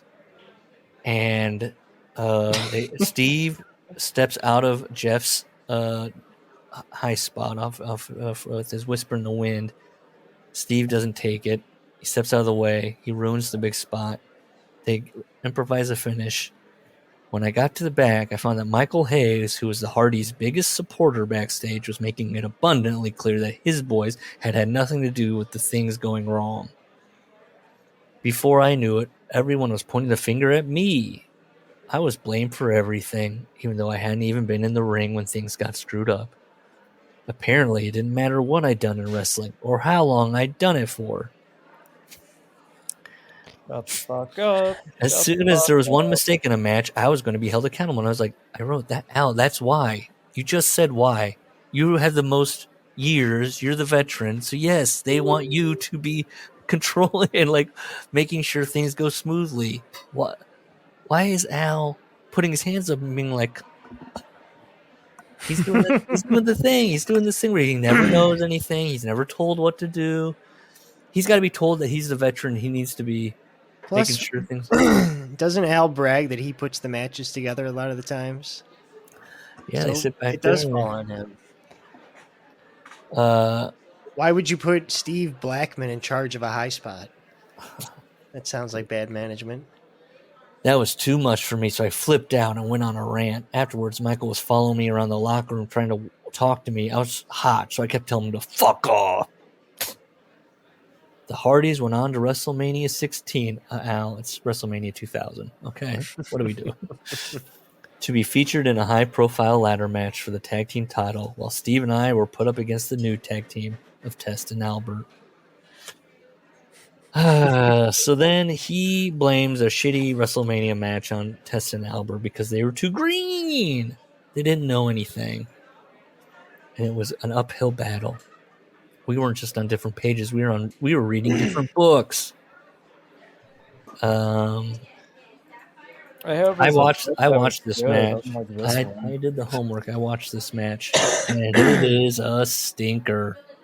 And it does not help that Jim Ross's headset isn't working for the first 2 minutes. It's just static while Jerry Lawler is left to try and on the fly commentate, and he's kind of half distracted by Ross futzing with his headset and half distracted by Trish because that's his role. What? And the match is definitely about look at how huge Trish Stratus's tits are. And you do get to see a great bit of acting before the match where Al Snow is hiding something from Steve in the bathroom. It's Russo shit, even though Russo's not there. So, the person with the most experience, because apparently I should have been able to lead them. That's how he's complaining about being held accountable for this match again. It's just like, ow, come on. I did my best, and I wish I could have performed a miracle, but you can only do so much. He says Jim Ross called the match bowling shoe ugly, so that means Al went back and watched it to hear the commentary. And then he says this is a match with Chester McCheeserton. Do you remember Chester McCheeserton? I do. Yeah. Like, I have a visceral memory of watching this live. And he says... Really? What's so visceral about the Chester? It's a little Mexican mini, he says, that was dressed like a wedge of cheese with little holes cut out for his buttocks to be sticking out. You know, he's dressed in yellow spandex. And that's just in how bad it bombed, I think. Yeah, the crowd does not care. No. There's a few head cheese signs in the crowd, but there's signs for everything. There's I would not. I remember the buzz afterward. That was something people like knew died. You know, Al brings up that this was just an offhanded joke in a promo about having, you know, a midget in a block of cheese playing bongos on his ass. And, you know, Brian Gurwitz actually went in, you know, they got a mini and they dressed him like cheese. And he's like, okay, so you can do that, but you're not going to get me like trained attack dogs. And he says, you know, trained for the path of a revenge angle. But now we got a cheese-wearing dwarf. I suppose that tells you a lot about how they saw my role within the company. And I was like, yeah, it does. Yeah, you're a joke. Tells me a lot about you, about the company. The company's dumb. It's WrestleMania. Also, hey, it's WrestleMania. You got to get a guy in a costume out there. I want to go back to the dogs. Yeah. Please do. Al wanted them all from the same place. Mm-hmm. So that they understood the same commands. Mm-hmm. Yeah, How are you only going to get one to attack and not all of them at once? I think what he wanted was Big Boss Man to be attacked by a pack of dogs. And when Okay. did Al become like the canine expert? Whenever Michael Cole yells out when there's a stable beatdown, like a pack of vicious dogs. It all come from the same place. Yeah, Al's shaking his head. Well, I know how it goes over there with dogs. Brian Gewirtz gets the credit for telling Al. Then when you attack him, you say it's time to cut the cheese. Thank you, Brian. Thank you for your service. Nothing was ever mentioned about Chester McCheesington again. Al, why do you want follow-ups all the time to your stuff? Yeah, how long why- did these have to go? Is he traveling with Chester at some point in his fantasy? JBL is running around. Hey, he's doing the Steve. Yeah, he ribbing Blackman, yelling 5 points in reference to the Brawl for All scoring system. And I am all here for Steve yelling 2 points, but I am not here for JBL yelling 5 points. Al's still a coward for not going in the Brawl for All. What? Oh, never mind. I thought I was getting a fresh message. Life lesson number 33. You don't pull on Superman's cape, you don't pull the mask off the Lone Ranger, and you don't fuck with Steve Blackman. Who's Britt? Who's Britt? Now I gotta who's Britt? Oh wow. Larry. JBL pushed Steve too far at the baggage claim in Kansas City when he decided to start pinching him on the ass. So Steve starts pummeling Bradshaw. Sudi never has good mutant takes. Nope. He doesn't. Nope. Nope. He's just there to, I don't know, make some kind of odd point about WWE. I'm sorry. He's laughing. He's really having a good laugh. All right. Back to I do like Blackman beating the shit out of JBL. Yes. Yeah. So Steve Blackman, underrated. So Steve Blackman tells JBL he needs to apologize. So then he tells a couple of Steve Blackman stories after this, and he claims that in Hershey, Pennsylvania, at a Raw taping, Steve and Ken Shamrock came to talk to Al Snow and Bob Holly, and Ken was having some issues with his contract, and so they said what they were going to do is during the corporate ministry segment, when Vince is out there, Shane's out there, Pat Patterson, Gerald Briscoe, Triple H, Bradshaw, everybody. Listen. Ken and Steve were going to come out there and beat the shit out of everybody. Go ahead. What? I'm here for that. Triple H and Undertaker getting owned by some actual badasses. You think they really thought that they were going to do this? You think this was a rib on Al telling him this? Don't they know that Gerald Briscoe can shoot? He's one of the old hookers like Gene Anderson. They were going to kick everyone's knees out and then go to the back where they'd have their bags in a car that was already running. Is this a Van Damme movie? I mean, what? No, what is? I think you could get two people for sure. And then after that, everyone, unless they're so confused, then maybe you get a third person out of confusion. Two, don't know what's going on. Third, wait, are they kicking people's knees out?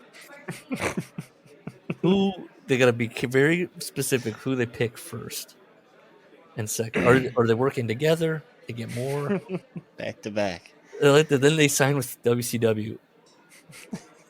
I don't know if WCW would have signed them, but I don't know if you sign guys that just went on national television and shot and will go rogue if they're unhappy. You gotta get those guys in your company. God.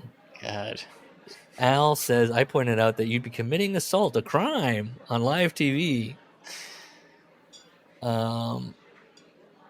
So then another time, Steve wanted some issues resolved. Al saved the company. Al saved kayfabe. Yeah, multiple times. He's about to say Vince here, where Steve's going to go talk to Vince, and he's going to beat the shit out of Vince. And he wants Al and Bob to stand guard so no one comes in. Who is he? Nails? And he said, and Steve goes, if he doesn't get what he wants from Vince, he's going to go get his sticks. Jesus Christ. So he says, now he's going to, so Steve and I are on and off tag team. Then when we went our separate ways, then I was working Taz. When you're talking about people working their gimmick backstage for the benefit of the boys, Taz is a prime example. I don't think it's for the benefit of the boys. I think it's their detriment. No. Yeah, Taz is trying to make everyone smile by being a weirdo. So he says, listen, I don't know. Maybe I'm juvenile. I like this bit.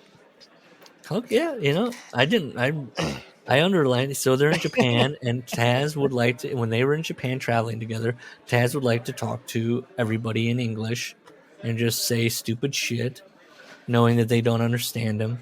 They'd get in a cab, he'd sit with the cab driver, he'd point at the picture of the driver on the license, say, "Hey, is that you, dickhead? Yeah, I fucked your wife last night." And that would pop me, honestly, especially just the way Taz. the guy's laughing and nodding. They went to Ribera's Steakhouse, which back then was pretty much the only place you could get American style food. That's a theme in all these books, the foreign food, icky, yucky. Do we have the Ribera jacket discussion, or are we all on the side that was very disrespectful? I'd be afraid if I wore a Ribera a jacket that I would get pummeled for just being a goofball. I think it's become uncool with too many indie guys wearing them. Yeah, it's gotten it shouldn't be just for any jamoke. You should have to have. Once Steve Carino was wearing them, it wasn't cool anymore. Oof. You think Punker wears his in his apartment? Yes. Down to the video game bar. Yeah. Oh God. He doesn't play video. He thinks people that play video games are odd. Okay. I'm assume. I don't know. I assume. But you're right. We have not met a wrestler yet who enjoys foreign food. Not yet. I wonder who it'll be. Yeah, it'll be interesting. Who's the one? Some guy and his wife come in. That's how it is. Some guy and his wife. And she was beautiful. Pretty soon Taz and I were talking about her, and it got pretty graphic. Cool. God, and this is Al's fault. I'm already blaming Al. Again, I assume Al's. When did he get a divorce? Not that you can't talk amongst your bros or something, but I like that just a random ass couple come in with a beautiful woman, and Al and Taz are getting fucking and also, graphic. Japan, that's really it's not like what I want to say is a large portion of people do speak English. Yes, you're a fucking idiot. That was my first thought when he said he did this to cab drivers. I was like, they might understand what he's saying. This is a roll of the dice to assume this. Especially they're in Tokyo, right? Yeah, no one speaks English there. You at least know the cuss words. Yeah. Yes. And they're shocked when they both say, "Hey, good luck on your fights. Good luck. Good luck." Yeah. Well, revealing that she spoke English. Yes, they heard everything possibly, and they knew English, and they were embarrassed. I don't know if they're embarrassed, but Taz, for all his positives, he could be difficult when it came to doing business. Whenever I'd been asked to lose in one of our matches, I'd done my best for him. But when it was time for him to return the favor, he never wanted to put me over properly. I think he rubbed a few people the wrong way in his early days in WWE because he was out there working like Kane and no-selling things. That was fine and worked in ECW, but it didn't translate well to WWE. Okay. What Kool-Aid is Al drinking here? Yeah. I mean, listen, Taz is a goofball. Yeah. But that always works. Allison was watching Ishii, and he's tweeting at Dave, what are you talking about? It doesn't work. What a narrow view. Watch Especially he that comes from MMA. Taz match and tell me it doesn't work. Like, no, it works. Al says, Vince McMahon is 6 feet plus and jacked to the gills. Taz is maybe 5'6". That's what he says. So he thinks when Taz got eliminated in seconds by the 7-foot Kane in the Royal Rumble 2001, that was management saying, "You're not a monster. Kane's the real monster." To Taz's credit, Al says he had some in-ring success. Then he settled into a career in commentating and did well at that. So I'm glad it all worked out for him in the end. I was like, I guess. That was a little weird. I'm sure Taz, when he set up to start his WWE career, was like, end goal, commentator? So, Al becomes the European champion, beating Perry Saturn in August of 2000 with a Dragon Sleeper. Brian Gulritz approached me with an idea that wasn't straightforward. Win the belt, defend it, lose the belt. Instead, I was going to represent Europe in my own unique fashion. So, first thing they do is look up how to say "what does everybody want" head in different languages. And he's going to have a different entrance video each week. When he turned up to Raw for his first title defense, I was told, "Tonight you're from Germany," and was handed a pair of lederhosen, a string of bratwurst, and a framed picture of David Hasselhoff. I got dressed. Al is such a bore. Yep. I got dressed. I hung the bratwurst around my neck, and I fed some through the lederhosen so they were hanging out of my fly. So he gets up to gorilla position. Vince takes one look at him and barks, "What are you doing?" I said, "Nothing," and I pulled the bratwurst back out of my lederhosen. I mean, what? And then he it's loses so the lame. tag. Even Vince doesn't. I mean, Vince would laugh at What are any you penis doing? joke. Yeah. Taz got to lose, and then he loses to, or he beats Taz when Taz gets distracted and attacked with the picture by Jerry Lawler, and then Al rolls him up. So because Taz got to lose to a distraction and a roll up. So he finds out each night he shows up to TV, he finds out night of what country he's going to represent. No one would call me during the week to say, "Hey, you're doing Poland," or anything like that. It's always on the day kind of thing. Of an idiot is he to like not realize by like, I don't know, year 7 that creative is not this well planned out. It's day to day, dude. Do you not understand yet? Also, he's doing that thing of like, well, if they're not calling me, I'm not calling. I'm not going to call Brian. Because I'm going to show them that this is not the way to do business. And he just keeps going along. I'm sure he told people a few times, like, you could have called me with this information and we could have made this segment better. And they're like, yeah, we'll do that next time. And Al is amazed that they would call the studio, in Stanford and say, "We need Al's music video, or his entrance video, and we need to have Italian music over it and theme it like that." And it would come. The turnaround was astounding. Al said, "It's like, Al, it's generic music in a library. Like, why is Al always dumbfounded by technology? Didn't he have something about like the cameras or something like that, and the lighting, the 2 cameras in Smoky Mountain? Whoa." So we started with Spain using a sombrero and piñata. Why not like a conquistador hat and maybe like a bowl roll or something, or like a red WWE audience. What They're the not that hell? good. Italy with a fish and a picture of Tony Danza. Boy, this is Brian. These are like dartboard, like just. This is probably what 50th on his list of things he needs to think about. But they're all dumb things. I don't know, like. And is this during the period while he's trying to get the XFL going too? Like, I don't know. My favorite was for a match against X-Pac, where I was representing Transylvania. And I'm gonna do. I hate this sentence. I'm doing it. This one is bad. This is a bad sentence. I went to the ring throwing the audience cereal from a box of Count Chocula. I went to the ring throwing the audience cereal from a box. Shouldn't it be I went to the ring throwing cereal to the audience? I mean, it doesn't really matter. You get the point of it. I just don't like the wording. I'm sorry. I just don't like the word. Throwing the audience cereal from a box of Count Chocula. Just say I went to the ring throwing Count Chocula at the audience. Bring the box into it. He brings it up again, so I'll bring it up how it should be. So then he does Grease, and and Richie Posner, the props guy in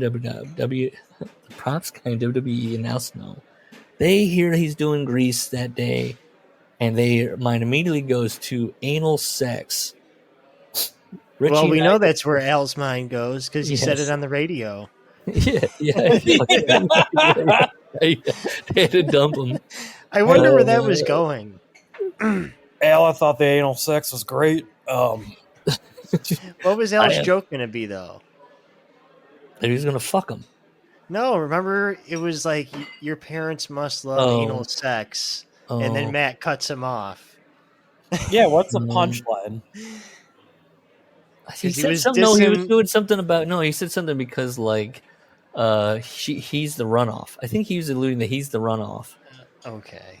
I think that's where he was going. Or that they were so disappointed at him that they only fucked in the butt from that day forward. Okay. Maybe he's a butt baby. You're a butt baby. You're a butt baby. You're a butt baby. Funnier than anal sex. Just you're a butt baby. Save it for the pay-per-view, Al. So Al wants to do some soap on a rope because of the well-established Grecian history of sodomy. Again, Al is just a fucking idiot. He's weird. And then he's like, well, Vince didn't even like the lederhosen with the brat wiener, so I don't know if he's going to go for soap on a rope. I think that nobody wanted to explain this to Vince. It's not even clever. And they went with, well, let's just have Al. He's dumb, so he thinks it's about the musical Grease that he's representing. Okay. But then, why does he think a movie is a country? Anyways, he dresses up like this is the same comedy we're assaulted with today. From Truth. Mm-hmm. Yeah. Oh yeah, and they were having Dean Ambrose starting to do it, bring out props, bring out some shit, fucking.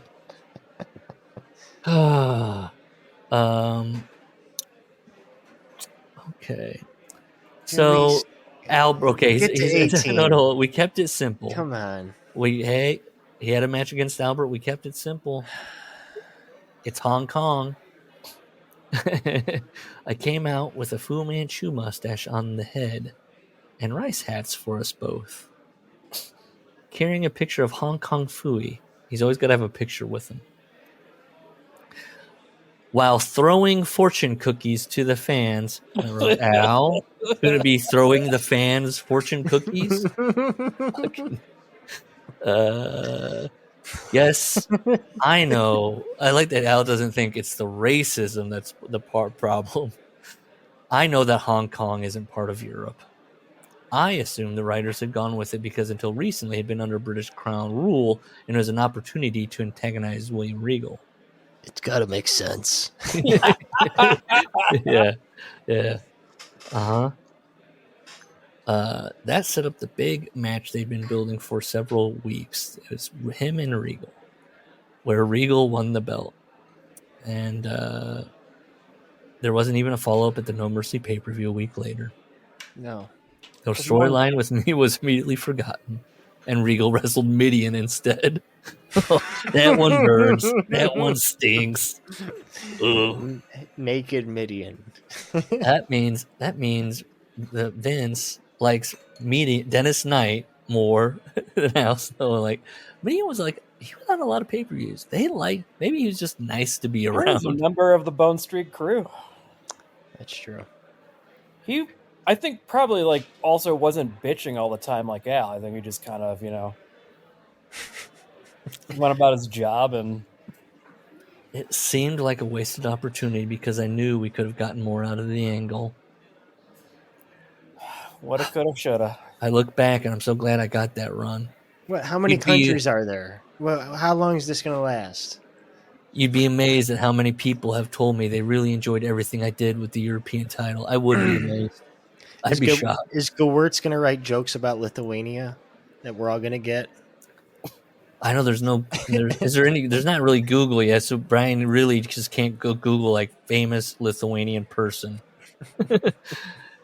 That's why Brian ran out of picture ideas. Fuck, I don't know anybody. Yeah, there's 44 countries in Europe, so What was the picture he had for Italy?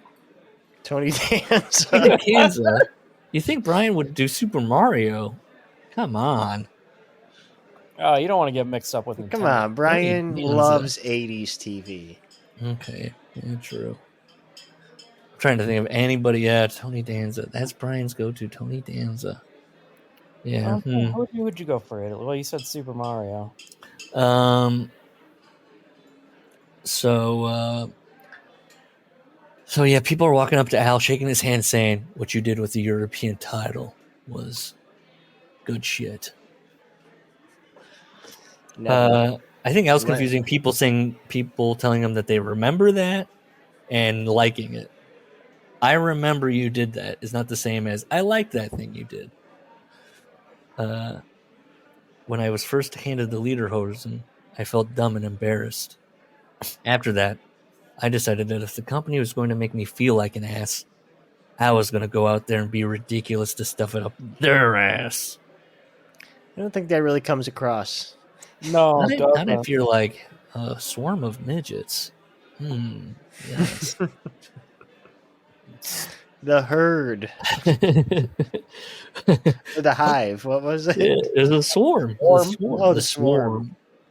Part of the problem was that, and I wrote 3 exclamation points. Here we go. As usual, no one gave me any direction about what they wanted or where we were going, other than that it was leading to something with Regal. At the time, I didn't see it for what it was, which was a real opportunity. I wrote, this is nauseating at this point. Yeah.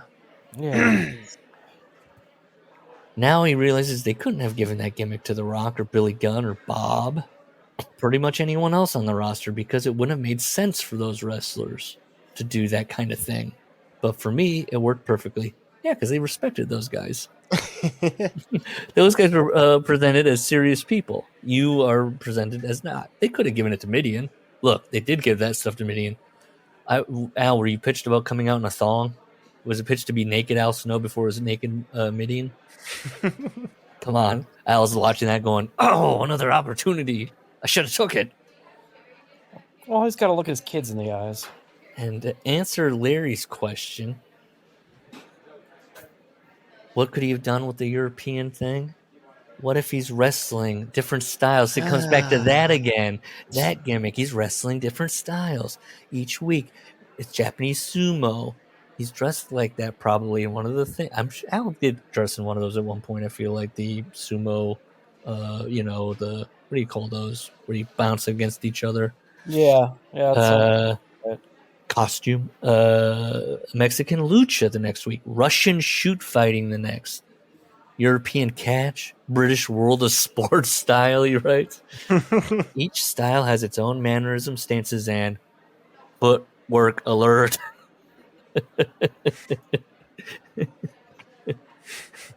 What we did was great, but it could have been so much better if I'd seen it for the opportunity it was. Instead, he was just treating every day as another day at the office for Crazy Al. Life lesson number 34: never underestimate the value of any time given to you on TV. Are you ready? Are we doing it? You want to do it? I want to do the Tough Enough chapter. Okay, chapter 18, how to raise kids. And at first, I thought this was going to be about his kids, and I wrote, oh boy. And then I was like, oh, like I read one sentence. I was like, oh, of course it's not about his family. It's about, Tough Enough. Here we go. It's 2001. The WWE is collaborating with MTV to do Tough Enough. Jim Ross, they wanted Taz to be Al Snow and Al Snow's role as head trainer. But he's now commentating on SmackDown, and he doesn't have the time. So Jim Ross suggests Al Snow to Kevin Dunn. Kevin asks him if he's interested, and he says he was. And then Kevin Dunn tells Al Snow, Big will come and talk to you. And Al Snow, man, is he the dumbest person that we've covered? Well, it just confirms what I asked of who the fuck is this guy? But I'm Al still Snow asking. doesn't. Al says that his reply was, "What the fuck's a Big?" Well, he's being funny. And I was like, is he being funny? Yeah. He says you're going to talk to Big, and Al says, "What the fuck's a Big?" I mean, they're just he can do who the fuck's People a make Big. that joke sometimes of, when someone has an odd name. I guess. I wrote who, why, what, and also how. Big was John Gaburik, the producer of the show from WWE's side, who went on to become a treasured friend of mine during filming. He's still one to this day. So, Al brings up that a big problem that the guys in the locker room had out of the gate was that these kids on the show would not have paid their dues. So it was stressed to the people involved on the show. You must make these kids pay their dues. The show also, they thought, some of the locker room thought, would expose the business. And Al says that was bullshit. In all 4 seasons that I worked on the show, I didn't expose the wrestling business once. I never showed any of the guys how to throw a punch. I was like, no, that was Paul in the first season. I like that he's getting semantic. He's like, you never saw me teach them how to throw a punch. It's like, it's not still on the show, Al. It is exposing it. They're showing you how to fake fight on the show. At least not when the cameras were rolling. All I did was train the way that Jim Lancaster trained me. Thank God it was not how Gio Yeah. MTV has just hours of footage of Al Snow molesting. Poor Josh Matthews. He's like, what part of it is this? Fish hooking him, grabbing his balls. Let me just show you what Gene Anderson did. The one guy with the hole in his shorts is like, oh shit. He's showing the kids how to wrestle and take bumps so they didn't get injured. You gotta control your bump. Slow it down.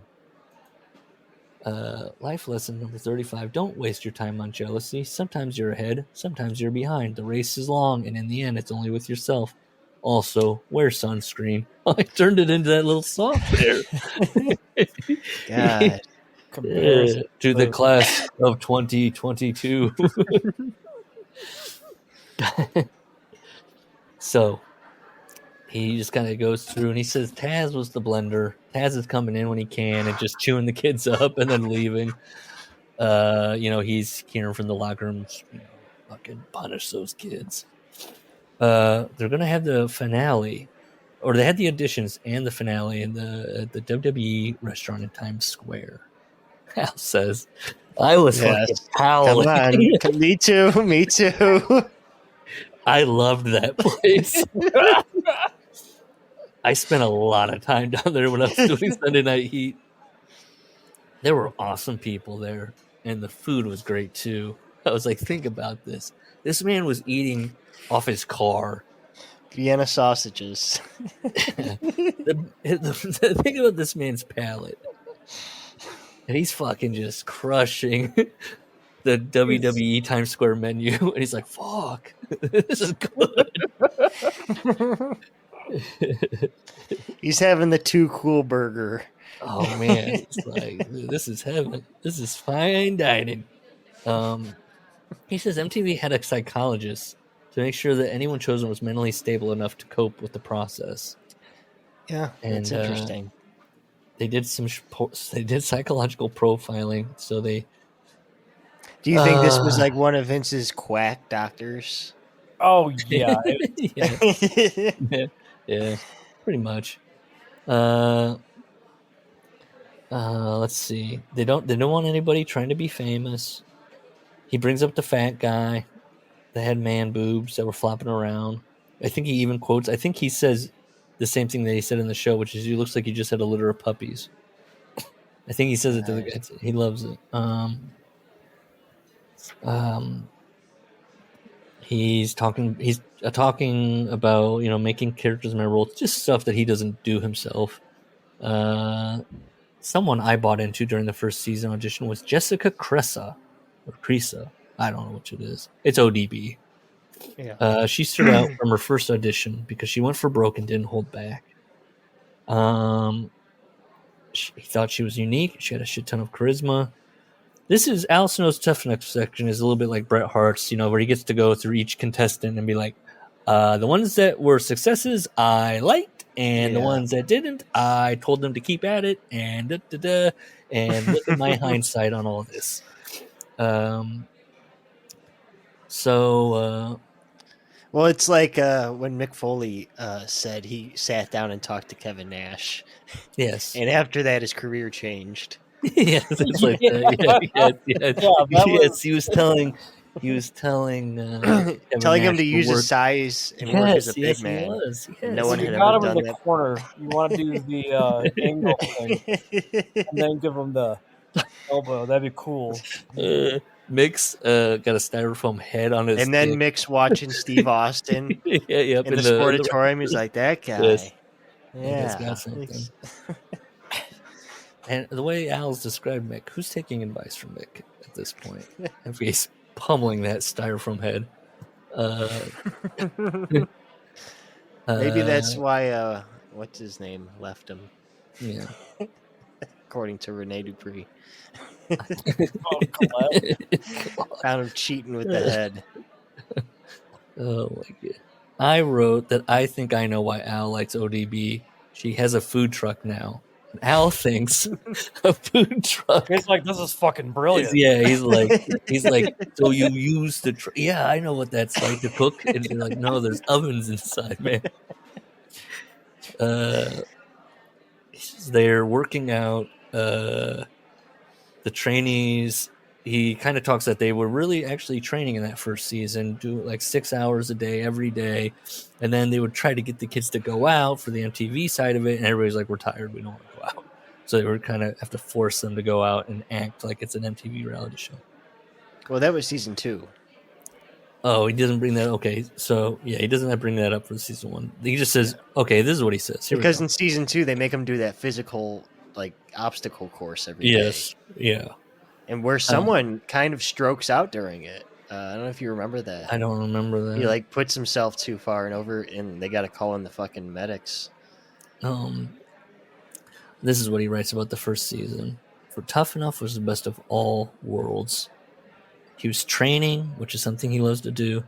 He's still in the wrestling business, which is something that he's now he's committed. This is no matter, we've talked about it, no matter what is going on, how horrible it is, Al, for some reason, cannot break from this thing. We don't know why. He doesn't go into why, other than he saw it, and he liked it as a kid.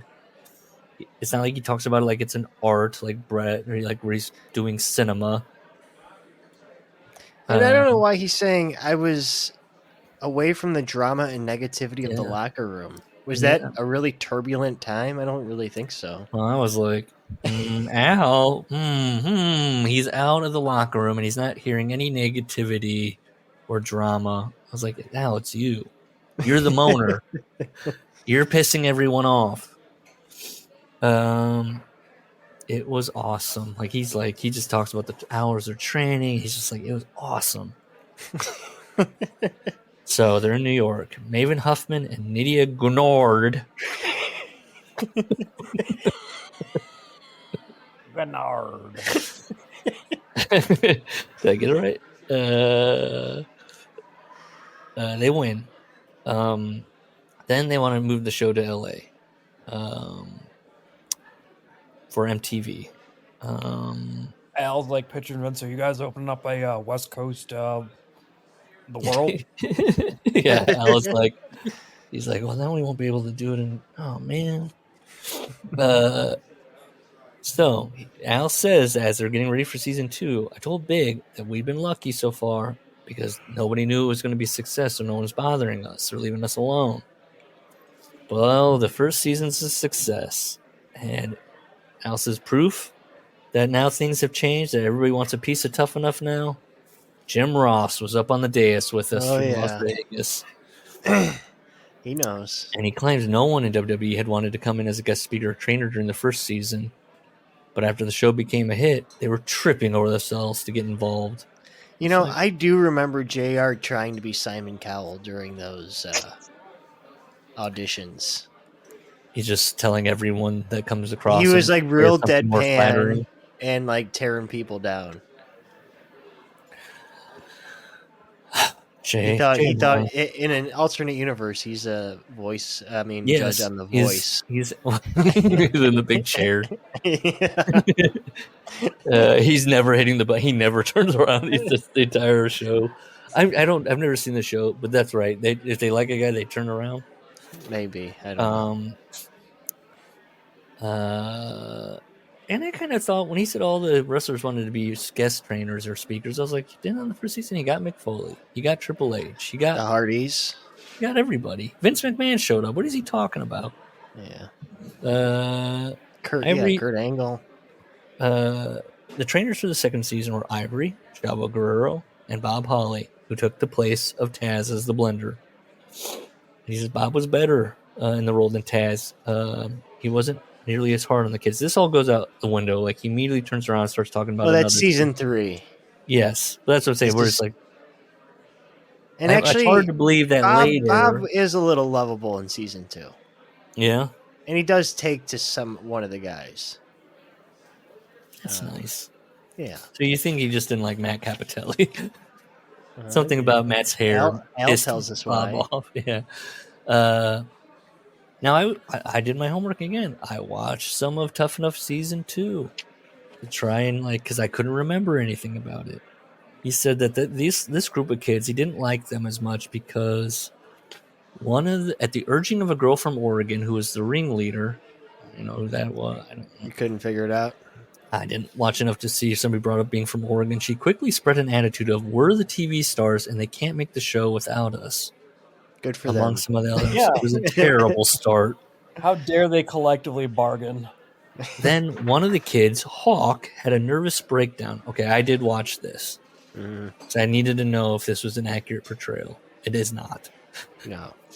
They're in South Africa. The producer had taken some of the kids parasailing, and Hawk stayed behind. He found him sitting on a Chase lounge having a conversation with 2 people who weren't there. Okay. He was incredibly animated. The person in front of him was clearly upsetting him, and the person behind him was supporting him. He was turning from one imaginary person to the other and conversing with both. He had to go home after that for his own good. I was like, quick, Al, get your abnormal psychology book out. Address this situation. Figure it out. Okay, on the show, he's bummed that he's not doing as well as he should be. Al's getting after him. He is sitting on the chair. He isn't partaking. They go to a water park. He's there with them, but he isn't. Yes, he's not partaking in the jet skiing and the parasailing. He's just kind of weepy, isn't he? Yeah, he's muttering to himself. He's just kind of muttering to himself. And Big John goes over to him and says, "Are you all right?" And he goes, "Yeah, I'm all right. I'm just kind of, And he goes, I saw you over here and da-da-da." And he says, the kid says, "No, I wasn't talking to I'm not crazy. I'm just kind of like bummed about this and that." So he's just muttering to himself. Maybe he's rapping to himself. Yeah. And Big John accepts, and then he's like, "Okay, I was just checking on you." It's then at the dinner later that night, Al Snow is trying to pop the table, and he's acting out what he saw, which he goes, and Ivory is cackling because he's going, "You were having this full-blown conversation." He's acting it out, and he's talking to an imaginary person, and everyone's laughing. And the guy says, Hawks is to the confessional camera, they want to make fun of me, whatever, I'll go along with it. I'm just having a hard time, da-da-da-da-da. Wow. And then he comes in later and he basically just says, he does the thing. He goes, they keep kind of talking about demons. Al asks him, what's the problem? Like, what's going on? And he just says, I don't know. I can't tell you. It just, in my heart, I just feel like I'm not ready. And he kind of says, that's all I can really give you. And so Al goes, okay. And then he quits. Al's making it like they have to send him to the loony bin. Yes. So that's fascinating. Thank you for doing research on also in that episode, Kenny King gets laid. And his roommates walk in on him in the hotel room, and they have the audio of Kenny King getting laid. Wow. Okay. Yeah. I did not remember that. He meets a lovely lady. Oh, at a the South club. African? Yep, South African. Yeah. He says, I had a taste of Africa tonight.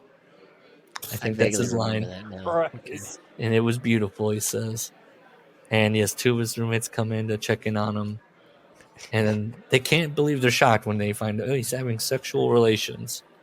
I forgot who won, but that year was two female winners, Linda Miles and Jackie Gata. Jake Sokoloff was they turned out well. I don't know what's going on with Jackie Gata and Linda Miles. You don't remember that Jackie Gata meth video? No. He writes this like she's fine. Oof. Hang on. Oh boy. He kind of updates on everybody where like he tells Linda Miles to like check out Japan and she did okay, you know. No, like, that was Taylor. Or no, that's somebody. Sorry, that's somebody Linda else. Miles is one of Cornette's famous stories because she was so bad. What did she do? She like dropped Jillian Hall on her head or something, and she packed up her stuff and never came back to OVW. Oh. Okay, but hang on. Jackie Gata, the pride of Strongsville, Ohio. Mhm. Right here. Here you go. Oh no, that's not a good zoom. Everybody, this is Miss Jackie. I'm not a brunette, not a blonde as you remember me back in the day, but I've got some awesome stuff for you. Is she wearing a wig?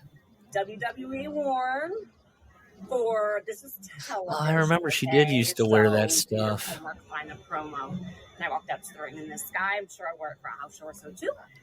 Same thing. I mean, look at think her. This I mean, was only house show. Why is she dressed like she's in drag? WWE worn. because she's like Bra, 80 jeans, pounds. this is my school shirts. Thanks, guys. But is it a bit? Not No. not being addicted to drugs, but like, does she think this is a bit like dressing like that and wearing a wig? I don't think so.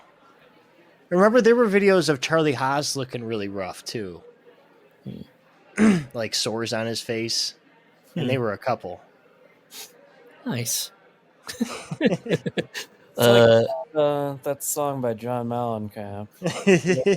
And I did watch this finale because I wanted to also to see if Al was just like really happy to be at WWE New York, but also because I wanted to see what he describes here, where Jake Sokoloff, the guy that had like a little tuft of hair in the front of his head. Oh, that's who it. Okay, I couldn't remember who he They was. say Jackie Gates first. They do Linda, so then I guess they assume there's going to be a guy winner. Yeah. By the way, Stacy Keibler is announcing the winners, and this seemed real to me. She looks at it and goes, "Is this right?"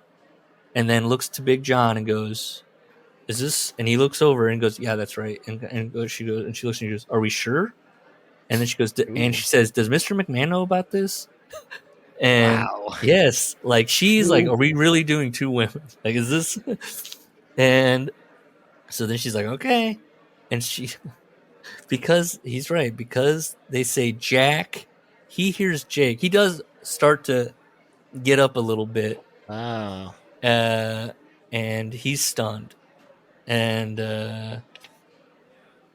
he says that his family wasn't a fan. And he says, well, I just couldn't vote for him, or, we couldn't pick him as the winner. He wasn't He good. had no charisma, right? He's just like a lunkhead. Yeah. And he says he was about as sharp as a sack of wet flour, struggled with social interaction, and that was going to kill him off in the locker room. Well, it didn't kill you off, Al. So what the if you can't work backstage, you're never going to get to work in the ring. And I think his passion was to be a TV star. So then he brings up Kenny King. He told Kenny King to keep with it. Isn't he that what these did. people are? Yeah, Kenny King went on The Bachelor. No, I'm just saying. Yeah, they're Being TV a wrestler is a TV Yeah, star. right. Yeah. I can't believe you want to be on TV and be famous. Okay, what are you doing? What are you like? What are you? What's the equivalent? Let's think about this. The Oh. average wrestler on Raw, is he more famous than the no neck guy on the 90 Day Fiance? More people watch wrestling, but I feel that's that thing where it's like if you go in certain groups and you were like, yeah, if you what is his name, Gus? Don't you Ed? watch 90 Day? Ed, Big Ed. Big Ed, yeah. If I went into the living room and said to my wife, Big Ed just was arrested, she'd know who I was talking about. If I went into the room, I was like, Jamie Noble just got arrested. She'd be like, who the fuck are you talking Jamie about? Noble. You could say Roman Reigns. Roman Reigns, seriously. She would know who Roman Reigns is, but that's Randy because of Orton. me. Okay, I think if I went into work and said Big Ed, someone will raise their hand and be like, Big Ed Yes. from 90 Day. Yes, if I said Randy Orton, they'd be like, who the fuck are you talking about? Adam Edge Copeland got arrested. They're like, Adam Edge Copeland. As far as Al's concerned, Tough Enough 3 was the best season of them all. And this is John Hennigan had auditioned for the second season, and I think he auditioned for the first. I think there's footage of him in the first season too. But season 2 is a JR moment. That's the one where JR is like, you're not a fan of the product. I feel like isn't he also in the season 1? And it's Kevin Dunn who says, I don't like this kid. Spin and jump. Yeah, something like that, because he somersaults into the ring or something like that. So he's finally there, and Al's pushing for him. My instinct was right, because John went on to win that season along with another awesome kid named Matt Capitelli. Matt was involved in the biggest talking point in Tough Enough 3. That season, Bill DeMott had come in as the blender. Quit saying blender. Hal doesn't talk about Bill DeMott's rep as a trainer in NXT here. But he says, Bob comes back in for the episode of bringing back people from season 2 and 1. He says Bob was in a bad place. By the way, watch this episode 2. They present it completely from Bob and Al's side of things, which is this business is tough. And Bob, they have Bob on camera saying, I'm not taking advantage of him. I'm just showing him how tough a match can be. Matt Capitelli gets a shiner and it gets his lip bloodied because Al, Bob's just being stiff with him. And you're right. Even the slow motion is just some stomps, right?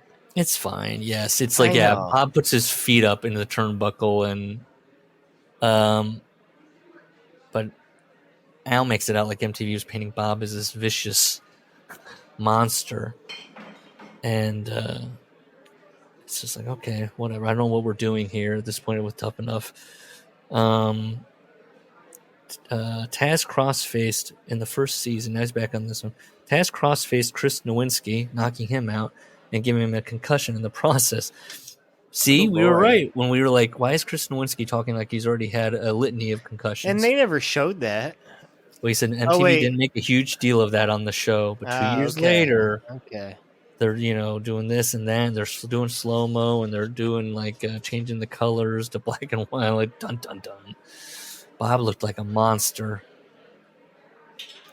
How did a crossface give him a concussion? I don't know. He was a college football quarterback too. Oh, okay. And at Harvard. And what were his numbers? He's not taking any hits. They're not playing real football. I would think that means he's taking more hits if they're not playing real football, because then he doesn't have any. His O-line was probably just nuts. It's a friendly game of toss between Harvard and Yale. Everyone's got their scarves around their neck. Yeah, those Ivy Leagues and their necks. Yes, they've got the leather caps. The old leather heads. Yeah. One of the girls in season 3, Lisa, completely fell apart. Far worse than Haw. I watched this episode too. Basically, they show Lisa. She's calling. They're making a dial tone sound like she's calling somebody that's not answering. And then the people get back from the bar. She's gone. And Big John comes and goes, Lisa couldn't make it. She kind of had a breakdown. This is a tough business. Al says that she went into the guest house where they were keeping production. And they told her, get out. She goes up on the roof. She's dancing. Yeah. Big John comes out to get her down. She's telling Big John, they're watching us. They're in the walls. They're everywhere.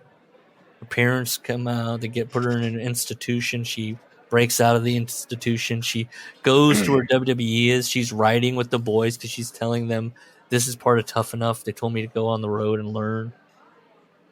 I remember this. Tells Al about this.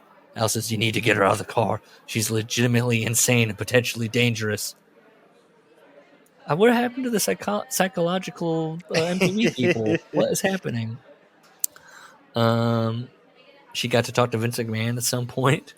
That's crazy. Lisa's side, we had much better relationship with the kids in the third season than season 2. It got to the point where Bill DeMont, Big, and I started ribbing them and told them we'd show up to raid the house when they least expected it. And he goes into that. They just were in love with these kids on season 3, and they were pranking each other and having a blast. I think everyone who watched that season could see we were having a great time. But hang on, even in the prank, Al's a fucking idiot. Yeah, because they're gonna stab shaving cream cans with a screwdriver. Throw them in, yeah. And he blows his off in his own face. Yes, yep. He stabs it, explodes in his face. Good stuff. If Tough Enough 3 was the best season, Tough Enough 4 was the worst. And I looked at how they have that in Peacock, and what they have is at season 4, episode 1 is just the one episode, and they've edited it all together as an hour long of like all those the were bits. the SmackDown segments. Yes, it's all the segments. Right? Yep, it's all the segments with a little bit of who they are cut in between. Is the Dixie dog fight between Miz and Daniel Puder on there? Well, some of them are like they're like when he talks about here, some of these bits it's not like they're the full segments. Everything's edited, so even the segments are edited to just kind of be almost recap. They're recaps of the segments. But if you watch SmackDown, you could see the full segment. Yes, if you're watching that show, you probably see the full segment. Yeah, as it happened, because I was looking for these moments, some of these moments, and I'm going, oh, well, it didn't look good, so they're not putting it in the Tough Enough edit. Yeah. Vince and Kevin had decided that they didn't want to work with MTV anymore. Sure, Vince and Kevin. And so now we're going to do season 4 as part of SmackDown. It was marketed as the $1 million Tough Enough. The prize was $1 million contract. It wasn't quite as it seemed because the actual prize was a 1-year contract at $250,000 with an option to extend for another 3 years at the same amount. Thanks, Al. And there was never going to be any way WWE was going to pay that. He says these segments may have ended up being the highest rated parts of the show, but they are often more of a train wreck than the auditions. I said I was looking at the minute by minutes again. So they come to him and they're like, hey, here's the segment we're going to do. Big Show's going to body slam the trainees. And Al says, that's a bad idea. And because it's Al, they're like, we don't care. And so management ignored me and did what they wanted. And they were shocked when it went wrong. Big Show slams Nick Mitchell, who pops right up from the mat, killing Show's gimmick and making him look like an idiot. So he open-handed slapped Nick. I believe that who he's talking about, Big Show tries to slap Nick, and Nick dodges it. I got it pulled up right now. We don't have to. Because he does. Because then somebody else walks up to him goofily, and Big Show does slap that guy in the face. Okay. I'm gonna watch it. Okay, I'll put it on. I got it queued up. Yeah, I don't remember ever seeing this. All these guys in there, I was watching their backs, their confession, their talking. They had that for this? No doubt. Yeah, they'd have Kurt Angle, Big Show talking about what their thoughts were, and all of them looked miserable. And he dodged it.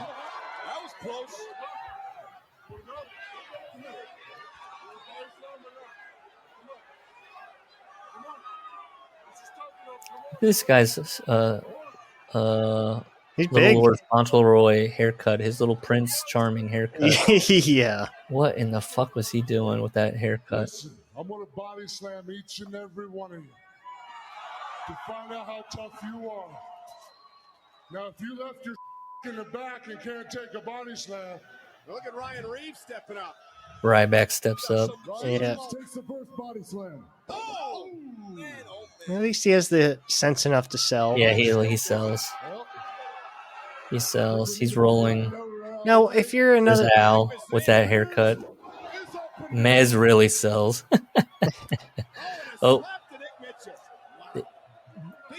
Oh, that's Nick Mitchell. Well, he slaps him because they cut it out. He dances goofily up to him. okay. That's why he gets disrespected. Yeah, he like giddy up horse rides over to him. Yes, they don't show it. What the fuck? Mike Mizanin. In the Tough Enough. Yeah, episode, you're right. They show how take he- Yeah, that's the cut right there. and WWE they show why he gets slapped. Oh, God, that tribal tat.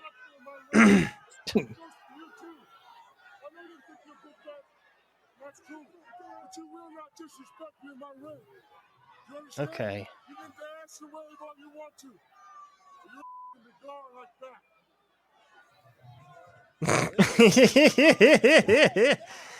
And Nick Mitchell he looks at Al. He looks at Al because he's like, Which of these kids are guys your- knows how to work? Yeah, he's looking at Al like these kids are your like. Why are these kids doing like they're making fun of Big Show a little bit? They're dancing around. Al, Big Show looks so miserable. Look at this guy come up to Big Show, and then he dead weights him. Oh my God. Big Show has to do that. Big Show has to do that. Look at this guy too. I think this guy dead These weights guys are him all too. big too. Big Show looks so gassed and so miserable. Like, look, Al brings this up. So Big Show has to start doing this because all these guys keep goofing on him. Oh man. Oh no. Does this guy dead weight him too? He should act like he's jerking Big Show off like Al did. I When he love was that the WWE thought this was going to be a good idea, putting amateur people that want to make a name for themselves with the guys. No, Dead weights him, and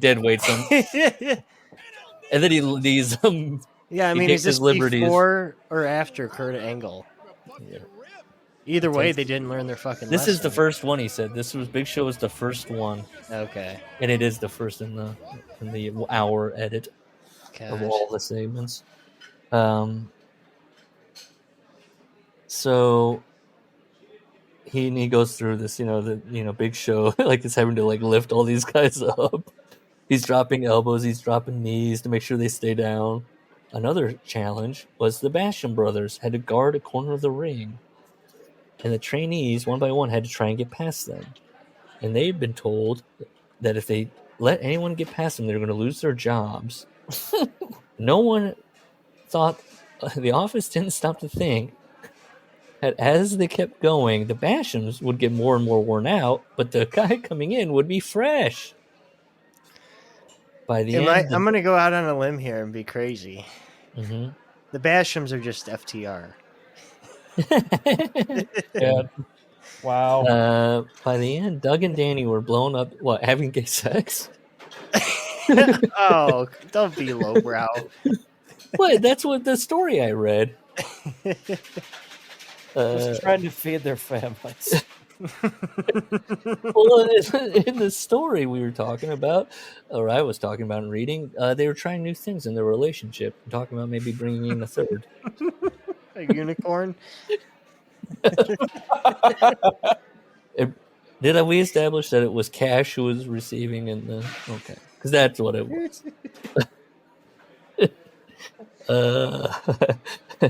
Okay, so by the end, Doug and Danny were blown up sky high and still had one more guy to go. Ryan Reeves, who went on to become Ryback.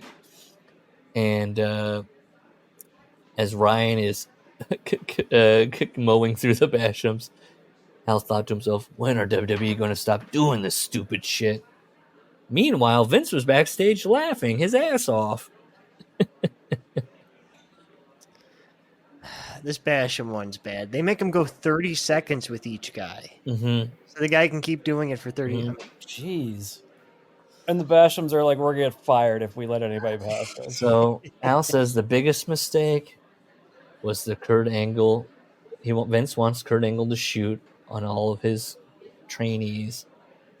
Once again, I told them this is a bad call because first and foremost, you never put your superstars in a situation where they aren't protected. And he says, you think they would have learned this from Brawl for All. And second, as great as Kurt was, there was one of him and lots of them, and they were all younger. And even though they didn't know wrestling the way Kurt did, a few of them were bigger and stronger. Well, then, he calls Ryan huge and cockstrong. Daniel Pooter.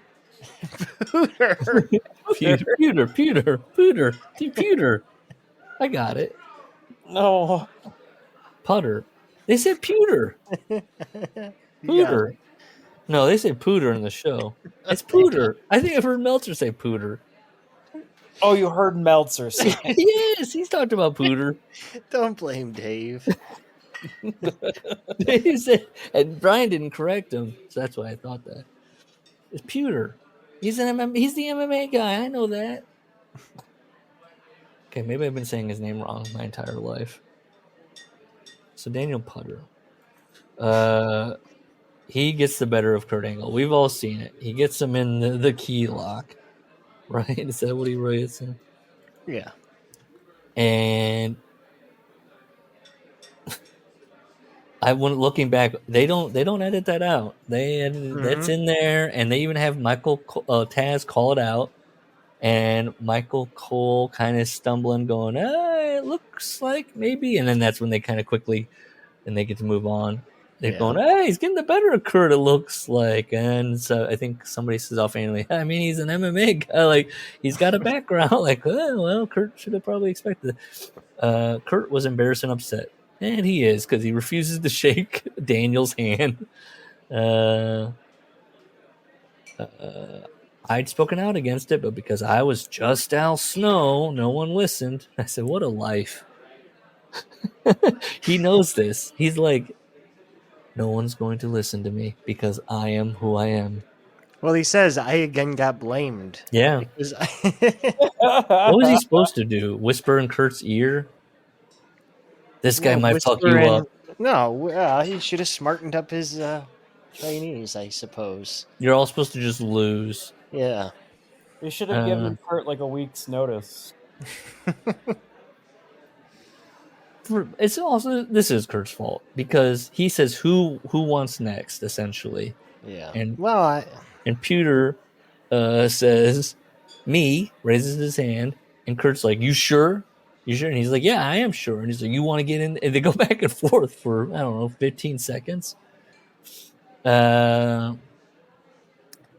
So Mike Mizanin, he did not win. And he told the Miz, keep this up. And he should be thankful that he didn't win. Because now that Daniel has won, they're going to be hard on him. Mm-hmm. This gives you time to come in and come in. No one, by the way, Al, that's not, Miz still had a horrible locker room experience. Yeah. And he talks about Eddie Guerrero, Chris Benoit, and Bob Holly smartened up old Daniel. Now I don't know how to say his last name, so I'm just avoiding it. Nothing major, just some chops in the Royal Rumble 2005, just some chops and some slaps. Then he was sent down to OVW, where, to his credit, he did improve enough over that first year that the WWE did offer him another contract, but at a lower rate. And Dan didn't take it. I wonder if Cornette's talked about that. Yeah. I've never heard him talk about training Peter. He talks about Marty Wright, later to be known as Boogeyman. He brings up that he is also, they do show him in the cut where he lies about his age. And he says, this just goes to show you that you can achieve with a memorable character, a big heart, and a total reluctance to give up. Life lesson number 36. A spoonful of sugar makes the medicine go down, but a mouthful of worms gets you over in the playground or the wrestling ring. Thanks, Al. Yeah. Thanks.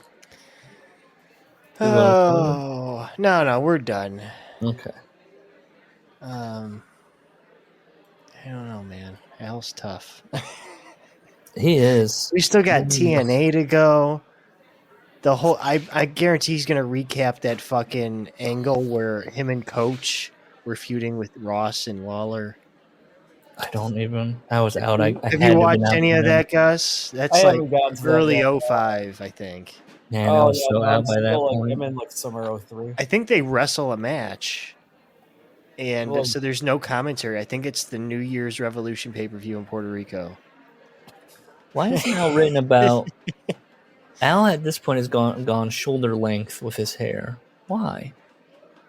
What happened? He's got, he's not dyeing it anymore. It's not very long. He's still rocking the handlebar mustache. He must think that's part of his look. Well, he says that in one of those pictures, if I needed the mustache. His baby face, yes. Yeah, he's got a dumb face. He does. Yeah, this one's tough. Anyways. Yeah. I don't.